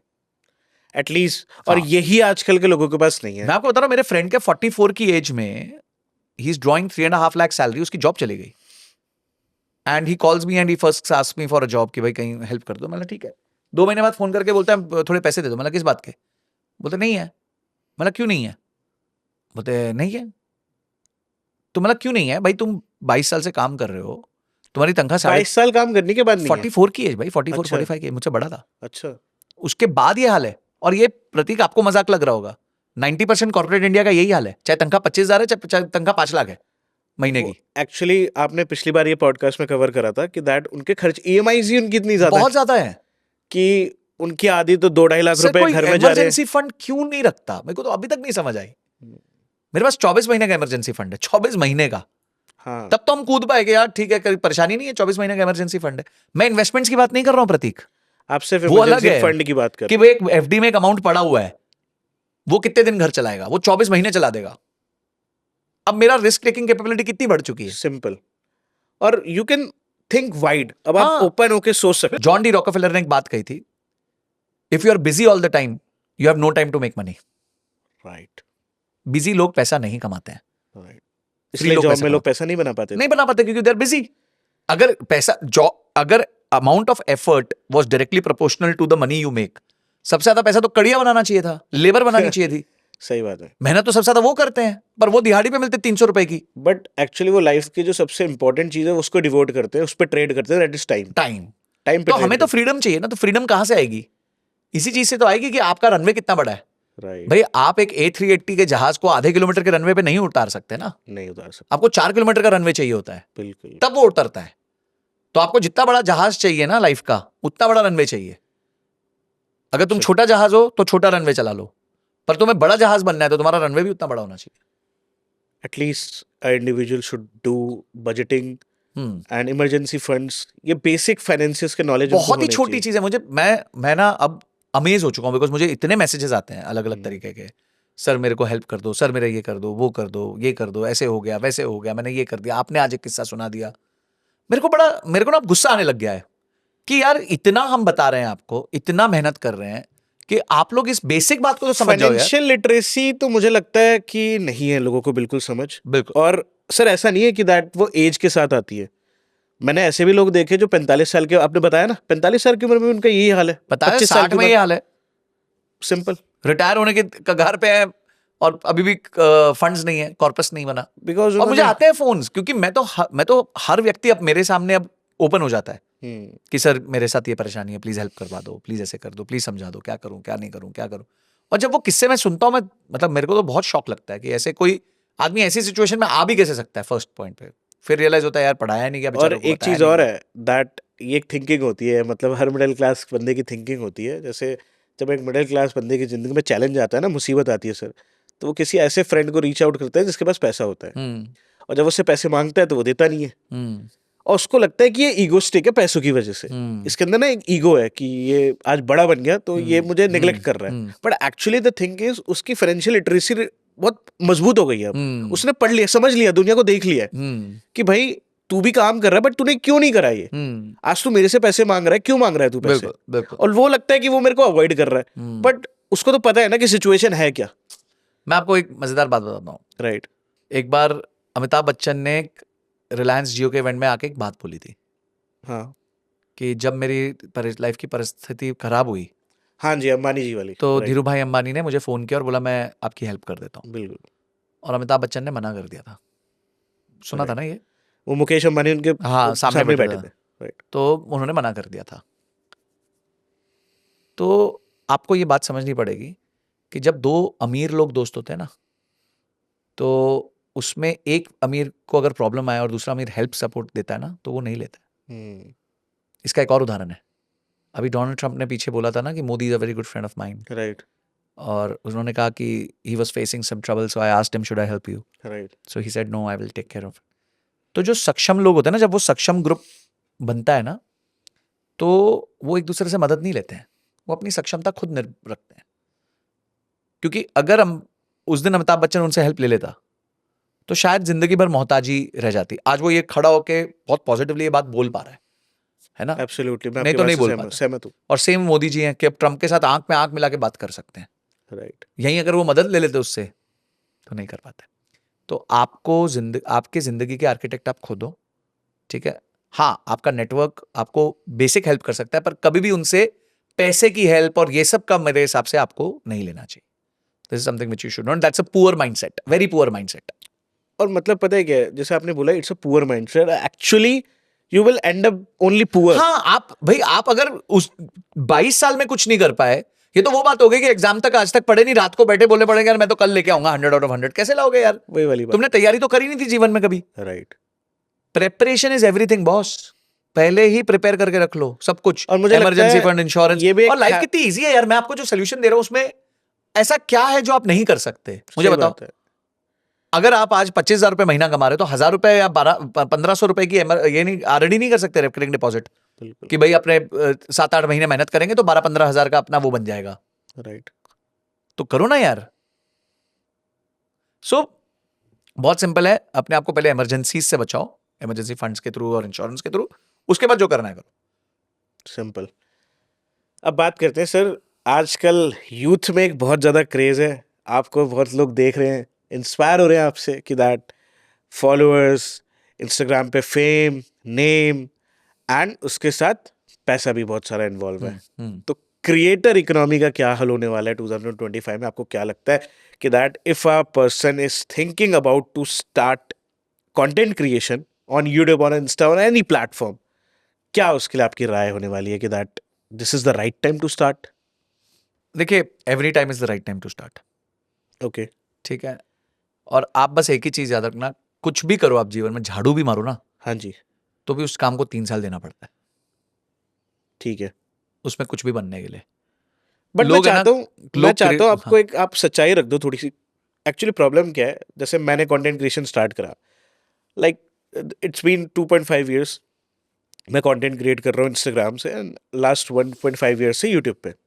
People think that is so amazing यार, कितना पैसा होगा, कितना ज्यादा पैसा है, और मतलब क्या ही करना है, जाके बस कैमरे के सामने बैठ जाना है, बातें तो करनी है गेस्ट से, और क्या ही करना है, गेस्ट भी आ जाता है, बातें हो गई, कंटेंट करके डाल दो, क्या ही कोई एडिट कर रहा है, कोई डाल रहा है, बस इतना ही काम है।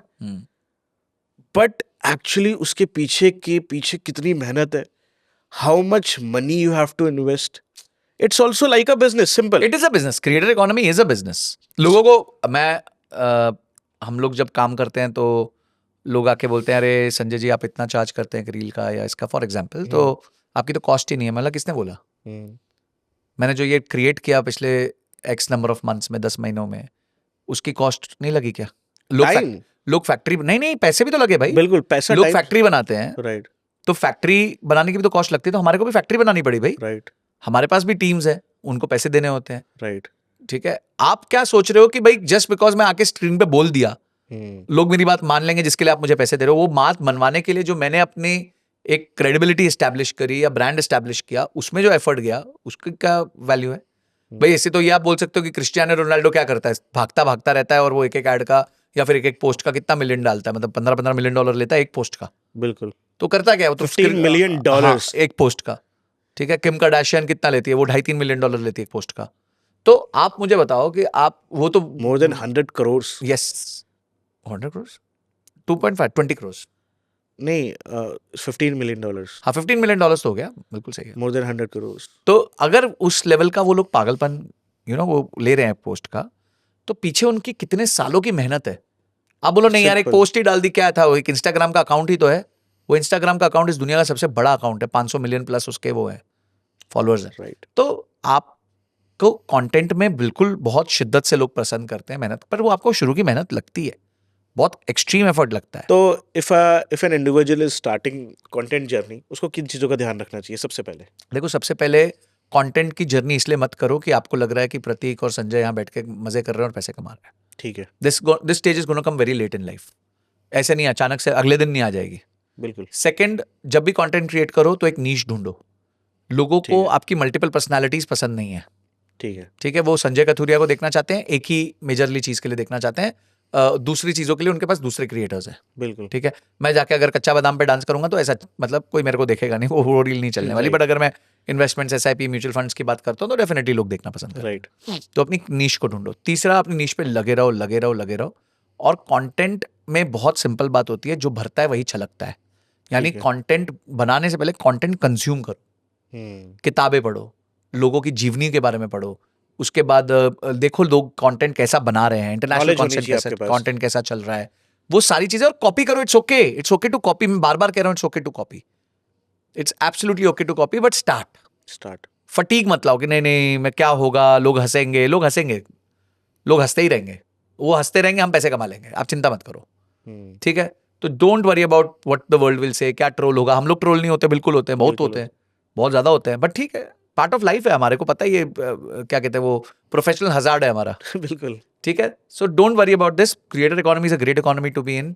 ब्रांड्स पहले जो होर्डिंग्स पे पैसा ज्यादा डालते थे, टीवी पे ज्यादा डालते थे, अब वो धीरे धीरे सुपर नीश पे आ गए हैं कि भाई इस आदमी से करा देंगे तो हमें डायरेक्ट ROI का बेनिफिट मिलेगा। राइट तो आई थिंक वो एक बहुत बड़ा शिफ्ट आया है ब्रांड्स के थॉट प्रोसेस में, तो उस पर कैप्चर किया जा सकता है।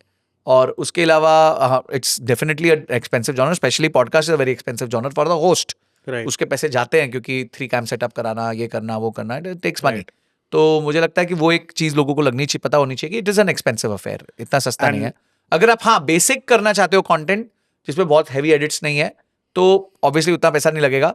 फिर आपके कंटेंट में बहुत दम होना चाहिए, क्योंकि लोग इंडिया में, मेरे को लगता है India and world wide specially also, people are not very worried about production quality on YouTube. Right it's not like कि हम कोई एनिमेशन वाली मूवी बना रहे हैं, जैसे RRR बना रहे हैं या VFX मूवीज बना रहे हैं, तो वो सब नहीं बना रहे हैं। हम एक बेसिक कंटेंट दे रहे हैं, नॉलेज कंटेंट दे रहे हैं। और अगर नॉलेज कंटेंट में प्रोडक्शन का इतना महत्व नहीं होता, पर अगर कंटेंट में दम होगा तो वो खतरनाक वायरल बन सकता है। तो I think these are the things which people should take care of when they get into content. And long term एक कभी vision 3 होना साल, चाहिए। मैंने बोला ना, 3 साल से पहले तो बात ही नहीं करना। 3 साल 1000 दिन से पहले तो आपको देखना ही नहीं है कुछ। हो गया तो अच्छी बात है, कॉन्ग्रेचुलेशंस, उससे पहले मत सोचो। चले सोचो कुछ। It's a business boss, pure business है ये। पर एक बार एवेन्यू खुलता है ना दोस्त, तो उसके बाद आपके लिए दुनिया का हर दरवाजा खुल जाता है। हम लोग देखते हैं ना, मतलब what kind of fellowship we get, कौन कौन हमें फॉलो करता है, Absolutely. किस तरह के मैसेजेस आते हैं, मतलब वो एक अलग हाई है, वो Absolutely. एक अलग हाई है। मतलब it feels so good Yeah. कि दैट जब आपको नहीं, it is humility, with humility I am saying कि हमारे को अच्छे लोगों भी मैसेज करते हैं, राइट लोग अपनी तकलीफें बताते हैं, लोग इस बात का भरोसा करते हैं कि हम उनकी तकलीफों को सॉल्व कर पाएंगे। राइट तो आई थिंक एक बहुत ऑनर की बात है हमारे लिए भी कि हम ऐसा कुछ कर पा रहे हैं। अच्छा, ग्रोथ पर्सपेक्टिव से आपको लगता है क्रिएटर इकोनॉमी जो ग्रोथ पर्सपेक्टिव है, क्योंकि आप एक चीज देख रहे होगे कि पहले ऐसा नहीं था। जो डोमिनेंस पहले बॉलीवुड स्टार्स का था या टॉलीवुड स्टार्स का था, ये सिंगर्स इन सब का होता था, आज आप देखते होगे कि दैट वो यूट्यूबर का भी है। मतलब जो भीड़ एक सिंगर लगा देता है, वो भीड़ आप देखते होगे कि दैट फैन फेस्ट होता है या फिर जो इनके मीटअप्स होते हैं उसमें भी उतनी ही भीड़ होती है। केबीसी में अभी देखो ना, किनको बुलाया, सारों को बुलाया, भुवन बाम, Right. काम्या जानी, समय समय रैना। और उसको क्या नाम, तन्मय भट्ट। तन्मय भट्ट, हाँ तन्मय भट्ट को। तो आई थिंक 4 लोगों को इनको भी बुलाया, देखिए। Right. और चारों एपिक क्रिएटर्स हैं, बहुत अच्छे क्रिएटर्स हैं। Definitely. तो one of the big creators हाँ, ऑफ द एपिक कंट्री। हैं चारों, अपने फील्ड के गॉड ही है, मतलब एक तरीके Right. से।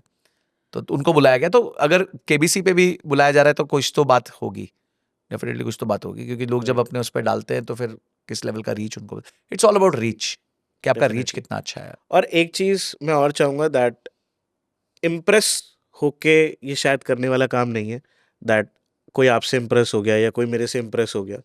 इट्स लाइक कि आपको वो चीज पसंद भी होनी मैं आपको चाहिए। बता रहा हूँ, मैं सबसे मुश्किल काम है इस गेम में कंसिस्टेंट रहना। राइट अगर आप कंसिस्टेंट नहीं रह पाए इस गेम में, तो आप कुछ भी कर लो, आप नहीं बनाओ। और कंसिस्टेंट काम मतलब कंसिस्टेंट होती है। अगर रात को 8 बजे वीडियो जानी है तो जानी है। मैंने ऐसे टाइम्स देखे हैं जब मेरे को रात को वीडियो 1 बजे, 2 बजे, 3 बजे शूट कर रहा हूँ, बिकॉज अगले दिन का मेरे पास बैंक नहीं है। सही बात है। पर वो है ना, प्राण जाए पर वचन ना जाए वाला हिसाब है। मतलब कुछ भी हो जाए पर वीडियो तो जानी ही जानी है। जब आप उस कमिटमेंट, उस शिद्दत से काम करोगे, वो भी 1000 दिन तक, तो यार फिर भगवान के पास भी कोई रीजन नहीं बचेगा आपको हेल्प ना करने का।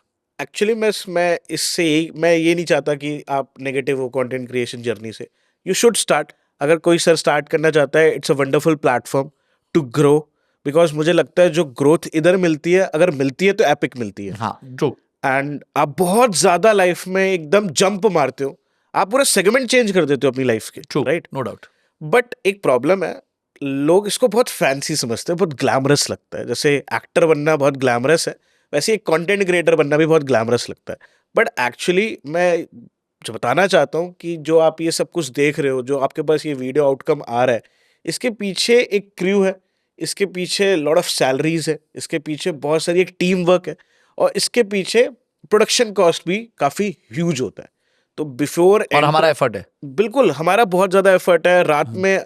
अब आज सुबह पॉडकास्ट था तो मैं जग रहा था रात के 4 बजे तक, and I was revising the script and I was reviewing your old videos कि दैट व्हाट क्या संजय सर ने ऑलरेडी बात करी हुई है, किन टॉपिक्स पे ऑलरेडी संजय सर बोल चुके हैं।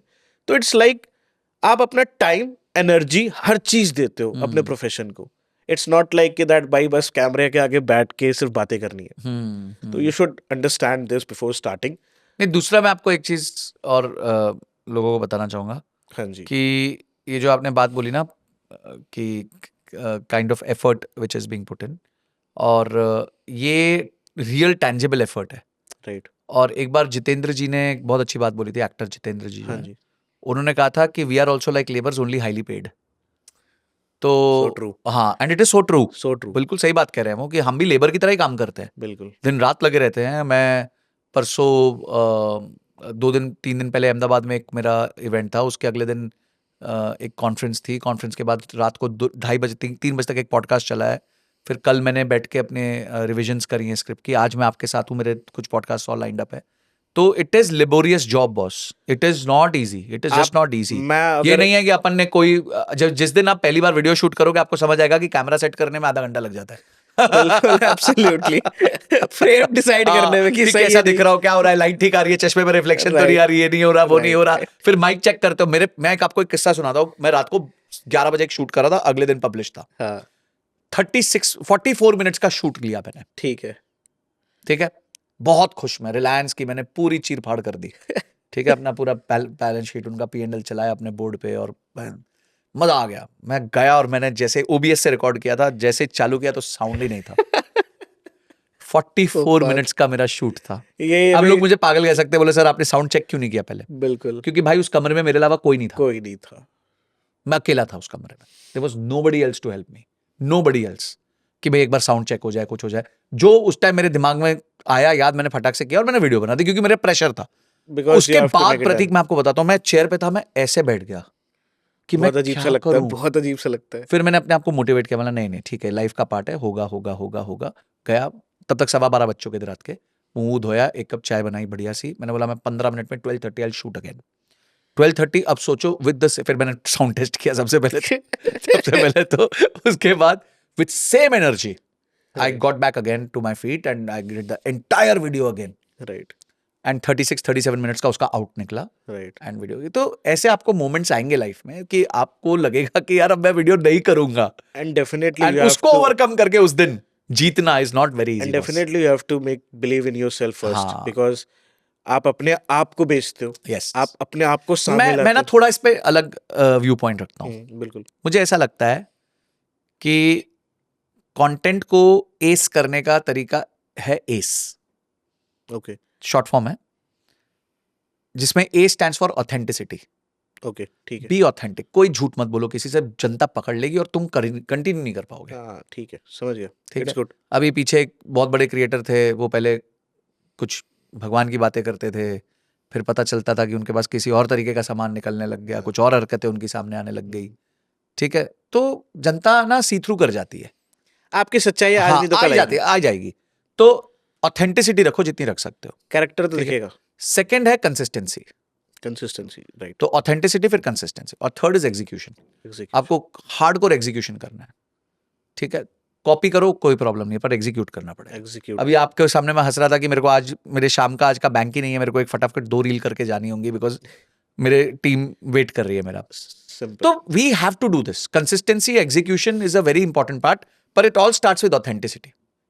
जिन चीज पे मैं बिलीव करता हूं, मैं चाहूंगा कि मैं उसको बहुत पॉजिटिवली जो है वो जताऊं, और जो मैं हूं, अगर मैं म्यूचुअल फंड करता हूं तो मैं म्यूचुअल फंड ही करता हूं, मैं स्टॉक्स नहीं करता हूं तो मैं स्टॉक्स नहीं करता हूं। नहीं करते।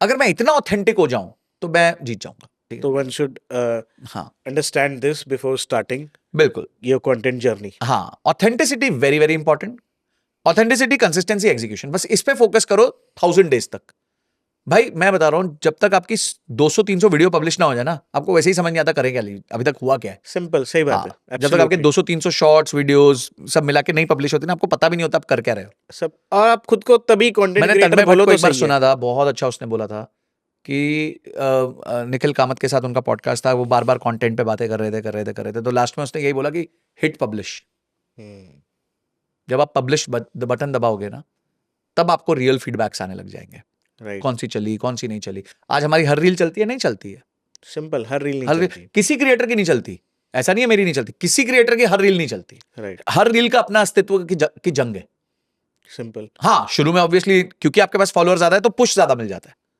पर उसके बाद उसको परफॉर्म करना पड़ता है अगर उसको 100 के क्रॉस मारना है तो एक बहुत बड़ा बैरियर है 1 मिलियन मारना है तो और भी बड़ा बैरियर है it's like having a creative mind. हाँ Creative- देखिए अगर creativity करण चाहिए. जौहर की इतनी मूवीज चली हैं, इसका मतलब ये नहीं कि अगली करेगा तो चली जाएगी परफेक्ट एग्जांपल. तो हम लोग का भी वही हाल है हम लोग को भी हर रोज जो रील डालनी है या वीडियो डालनी है अभी मेरी कल वाली वीडियो नहीं चली मेरे को आगे ध्यान रखना पड़ेगा मैंने क्या गलती की है मेरे को और समझना पड़ेगा कि why is it not working what happened what went wrong तो आई थिंक ये चीजें हैं जो पार्ट ऑफ लाइफ है हम आज भी हताश होते हैं आज भी दुखी होते हैं को बहुत चीजें हमारी अगेंस्ट होती हैं हमारा टाइम जाता है हम थक जाते हैं मैं रात को 2 बजे सोता हूँ फिर 7 बजे उठ जाता हूँ मैं तो फाइनेंशियली फ्री था भाई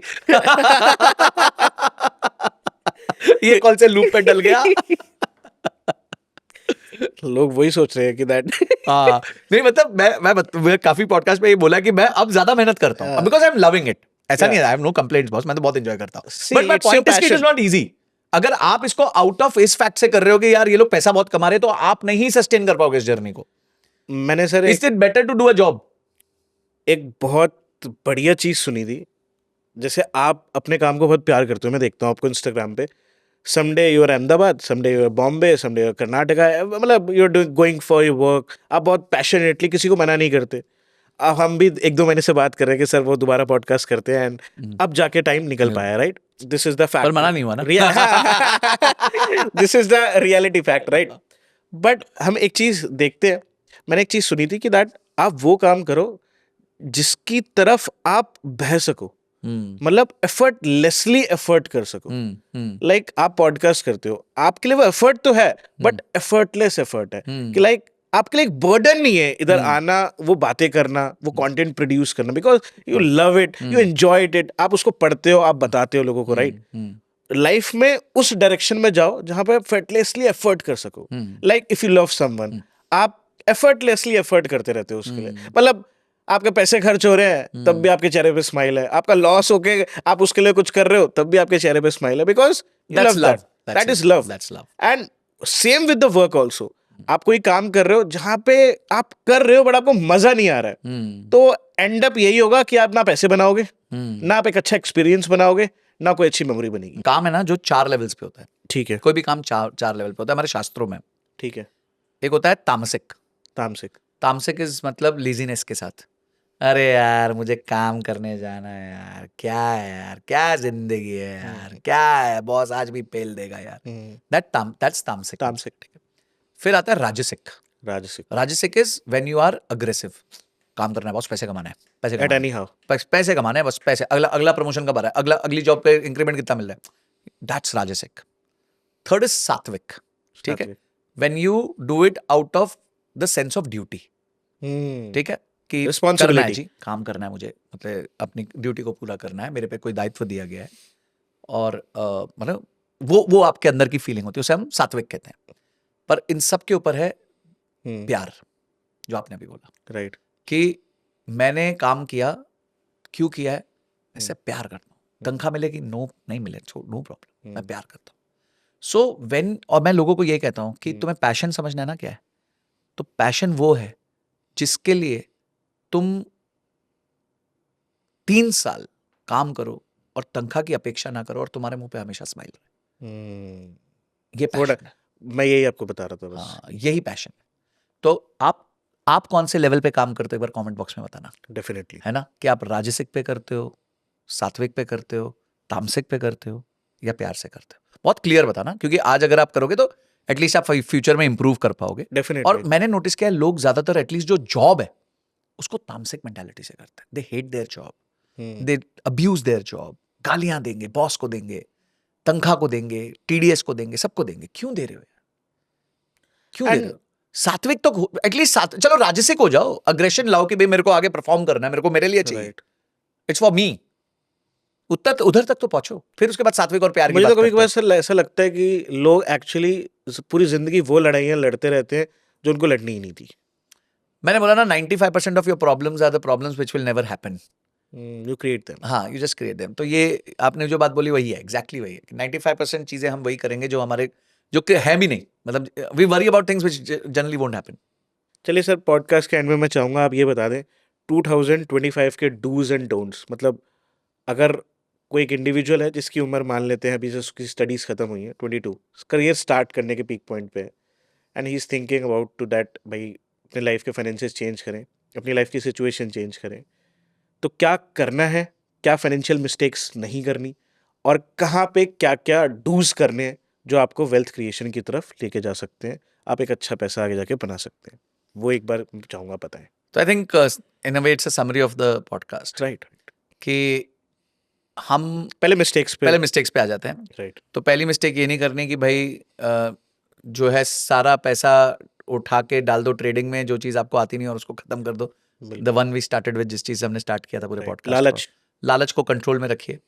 सेकंड चीज़ जो नहीं करनी है वो ये कि कोई ऐसी चीज़ मत करिए जो आपको आती ही नहीं है, जो आप खासकर इन्वेस्टमेंट्स के फील्ड में अगर आपको कोई चीज़ समझ नहीं आती उसमें मत निवेश करिए। फोमो मत लाइए, फोमो से दूर रहिए as much as possible. Right. तीसरा, किसी भी दोस्त की मदद के नाम पे उतने पैसे मत दे दीजिए कि फिर बाद में आप पछता रहे हो कि भाई मैंने पैसे क्यों दे दिए, रोना पड़े। और वो अब आपका फोन नहीं उठा रहा है और आप उसे मतलब आप स्ट्रेस में आ गए हो। तो I think अच्छे दोस्त सबसे ज्यादा फोन नहीं उठाते फिर। हाँ, फिर उसके बाद दोस्ती आपको एग्जैक्टली दिखती है क्या होती है। तो पहले दिन आप ही दिखा दो दोस्ती की, आप मना कर दो, आप बोलो नहीं है मेरे पास पैसे। अब जो करनी है चीज़ें उसमें सबसे पहले सीट बेल्ट पहनो गाड़ी की। गाड़ी में बैठते हैं तो सीट बेल्ट पहनते हैं, तो हमारे लाइफ की सीट बेल्ट है इमरजेंसी फंड, इंश्योरेंस।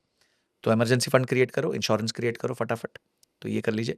सेकंड चीज़ जो है, आप अपने लिए गोल्स बनाइए, मैनिफेस्ट कीजिए। मैं मैनिफेस्टेशन पे बहुत मानता हूँ।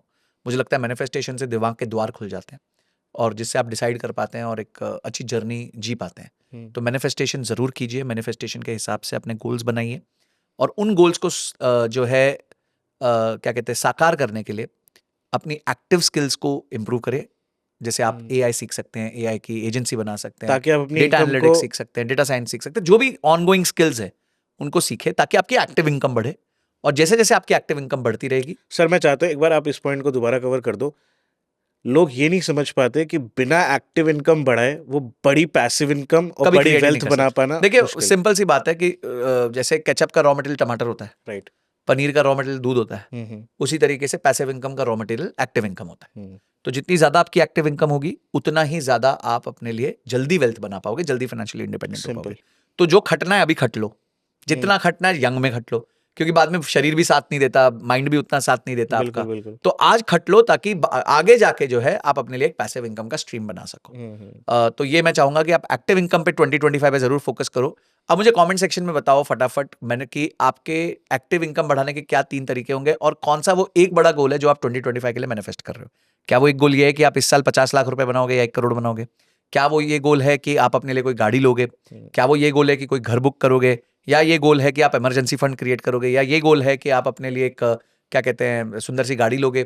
तो क्या करना चाहते हो इस साल, क्या मैनिफेस्ट करोगे? तो जरूर एक बार 2025 मैनिफेस्टेशन करके कमेंट बॉक्स में बताना, बड़ा मजा आएगा समझने में। जिससे मुझे पता चलेगा कि आप लोग ने एक तो एंड तक देखा कि नहीं देखा, और दूसरा ये पता चल जाएगा कि आपके मन में क्या बात है जो आप 2025 में अचीव करें।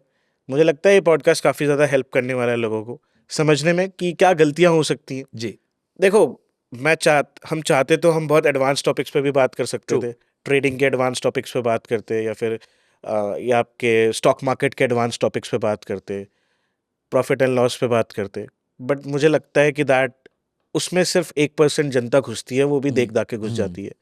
95% of the people are stucked in corporates. they start mostly people with corporates only, and job minded ज़्यादा लोग हैं। आपने उनको एक विजन दिया है कि दैट एटलीस्ट आप बिजनेस स्टार्ट नहीं कर सकते, आप सर्विस मॉडल बेस्ड बिजनेस बिल्कुल, स्टार्ट कुछ करो तो स्टार्ट करो, जो कॉस्ट इफेक्टिव है, हसल करो, साइड हसल जो करो। कॉस्ट एफिशिएंट है कि भाई आपको बहुत ज्यादा पैसा नहीं लगना, आप थोड़ा थोड़ा पैसा स्किल बेस्ड सीखते सीखते आप बना सकते हो। बिल्कुल, एंड अगर आपने वो सीख ली तो क्या पता आप उसमें डीप जाके आगे बहुत पैसा भी बहुत बना पैसा लो। बना लो, ट्रू। तो ये एक बहुत अच्छी लर्निंग रहेगी कि दैट एटलीस्ट आपकी एक्टिव इनकम बढ़ रही है, उसके साथ आप इन्वेस्टमेंट शुरू करते हो, एटलीस्ट आप क्रिएशन करना स्टार्ट करते हो। बिल्कुल, बिल्कुल। बिकॉज एक बुक में लाइन पढ़ी थी कि दैट बहुत आगे जाने के लिए Create सबसे करो। पहला कदम इम्पोर्टेंट है, पहला कदम तो आगे बढ़ाओ, बाद में क्या होगा बिल्कुल। आपने जैसे बोला कुछ नहीं पता। और एक ना दीपिका पादुकोण का बहुत अच्छा डायलॉग था कि जिंदगी में जब भी हम आगे निकलेंगे तो कुछ ना कुछ पीछे छूट ही जाएगा। तो मैं ये भी मानता हूँ कि don't cry over spilled milk, कुछ कुछ गलत होगा जिंदगी में, कोशिश करिए वो गलतियों को आप अफोर्ड कर सके। राइट जैसे इनके दोस्त ने जो किया वो गलती वो अफोर्ड नहीं कर पाएंगे, अब उनको Right. 2 से 3 साल लग जाएंगे उस गलती को Right. मेकअप कवर अप करने को, राइट और पीछे के जो 6-7 साल की मेहनत थी वो जीरो हो जाएगी। तो बिल्कुल एक तरीके से एक गलती ने उनके 10 साल खत्म कर दिए। बिल्कुल तो ऐसा कुछ मत कीजिए, बस मैं इतनी रिक्वेस्ट करूंगा, क्योंकि आप अकेले नहीं हैं, आपके ऊपर परिवार है, भाई बहन, Right. माँ बाप, बच्चे, बीवी, हस्बैंड, जो भी हैं सब आप पे निर्भर करते हैं। तो प्लीज़ उनके लिए एटलीस्ट ऐसी कोई बड़ी गलती मत करें, गलतियों से दूर रहें, इस तरह के पागलपन से दूर रहें, अपने रूल बेस्ड करें जो करें। अगर आपको रिस्क भी लेना है तो रूल बेस्ड रिस्क लीजिए। अगर आप 100 रुपये डाल सकते हैं पैसा तो 5 या 10 रुपये का रिस्क लीजिए, उससे ज़्यादा का रिस्क मत लीजिए, तो लाइफ आपकी सेट रहेगी, कोई प्रॉब्लम नहीं। Thank you so much sir for this much of time, और ये फाइनेंशियल गाइड प्लानिंग और ये पॉडकास्ट मुझे लगता है बहुत हेल्प करने वाला है। Absolutely. And thank you for being there again, आप you. दोबारा आए, एंड लव यू है आपको, जनता आपको बहुत प्यार करती है। नहीं, एंड और पार्ट 3 बोलो अगर और चाहिए तो। डेफिनेटली पार्ट 3 भी बनाएंगे सर, वो एडवांस चीजों पे बनाएंगे। And thank you for so much for coming, thank you. And you are watching Sanjay Kathuria sir on the Prateek show, जहां पे आपको बहुत सारा ज्ञान मिल चुका है, बहुत सारी नॉलेज मिल चुकी है, फटाफट उसको एग्जीक्यूट कर लेना। इन सारी चीजों को पॉइंट्स में इनके नोट्स बनाना, सारी चीजों को लिखना, क्या उन्होंने मिस्टेक्स की बात करी थी, क्या उन्होंने करने के लिए बोला था, उन सब चीजों को फॉलो करो, अपनी लाइफ में एक एक स्टेप लेना चालू करो। बहुत आगे की पिक्चर मत बनाओ कि ऐसा होगा वैसा होगा, एक एक स्टेप लो, मूव फॉरवर्ड, बाहर निकलो एटलीस्ट, एंड स्टार्ट करो वेल्थ क्रिएशन। आप सबके पास इक्वल अपॉर्चुनिटी है in the market to start. Starting is the main thing. आप कितना बड़ा जाओगे, कितना बड़ा बनाओगे, वो आगे की बातें हैं। तो अगर ये पॉडकास्ट आपको बहुत अच्छा लगा तो संजय सर को जाके फॉलो कर लो, मेरे को भी फॉलो कर लो, और इस चैनल को सब्सक्राइब कर लो, बिकॉज आपका एक सब्सक्राइब कर पाना हमें बहुत मोटिवेशन देता है, हमारी टीम को बहुत इंस्पायर करता है, मोटिवेट करता है, ताकि आपके लिए ऐसा बेहतरीन कंटेंट हम लाते रहें, आपकी हेल्प करते रहें। और thank you so much for watching till the end, and तब तक अपना ध्यान रखो, खुश रहो, मुस्कुराते रहो, and keep watching the Prateek show.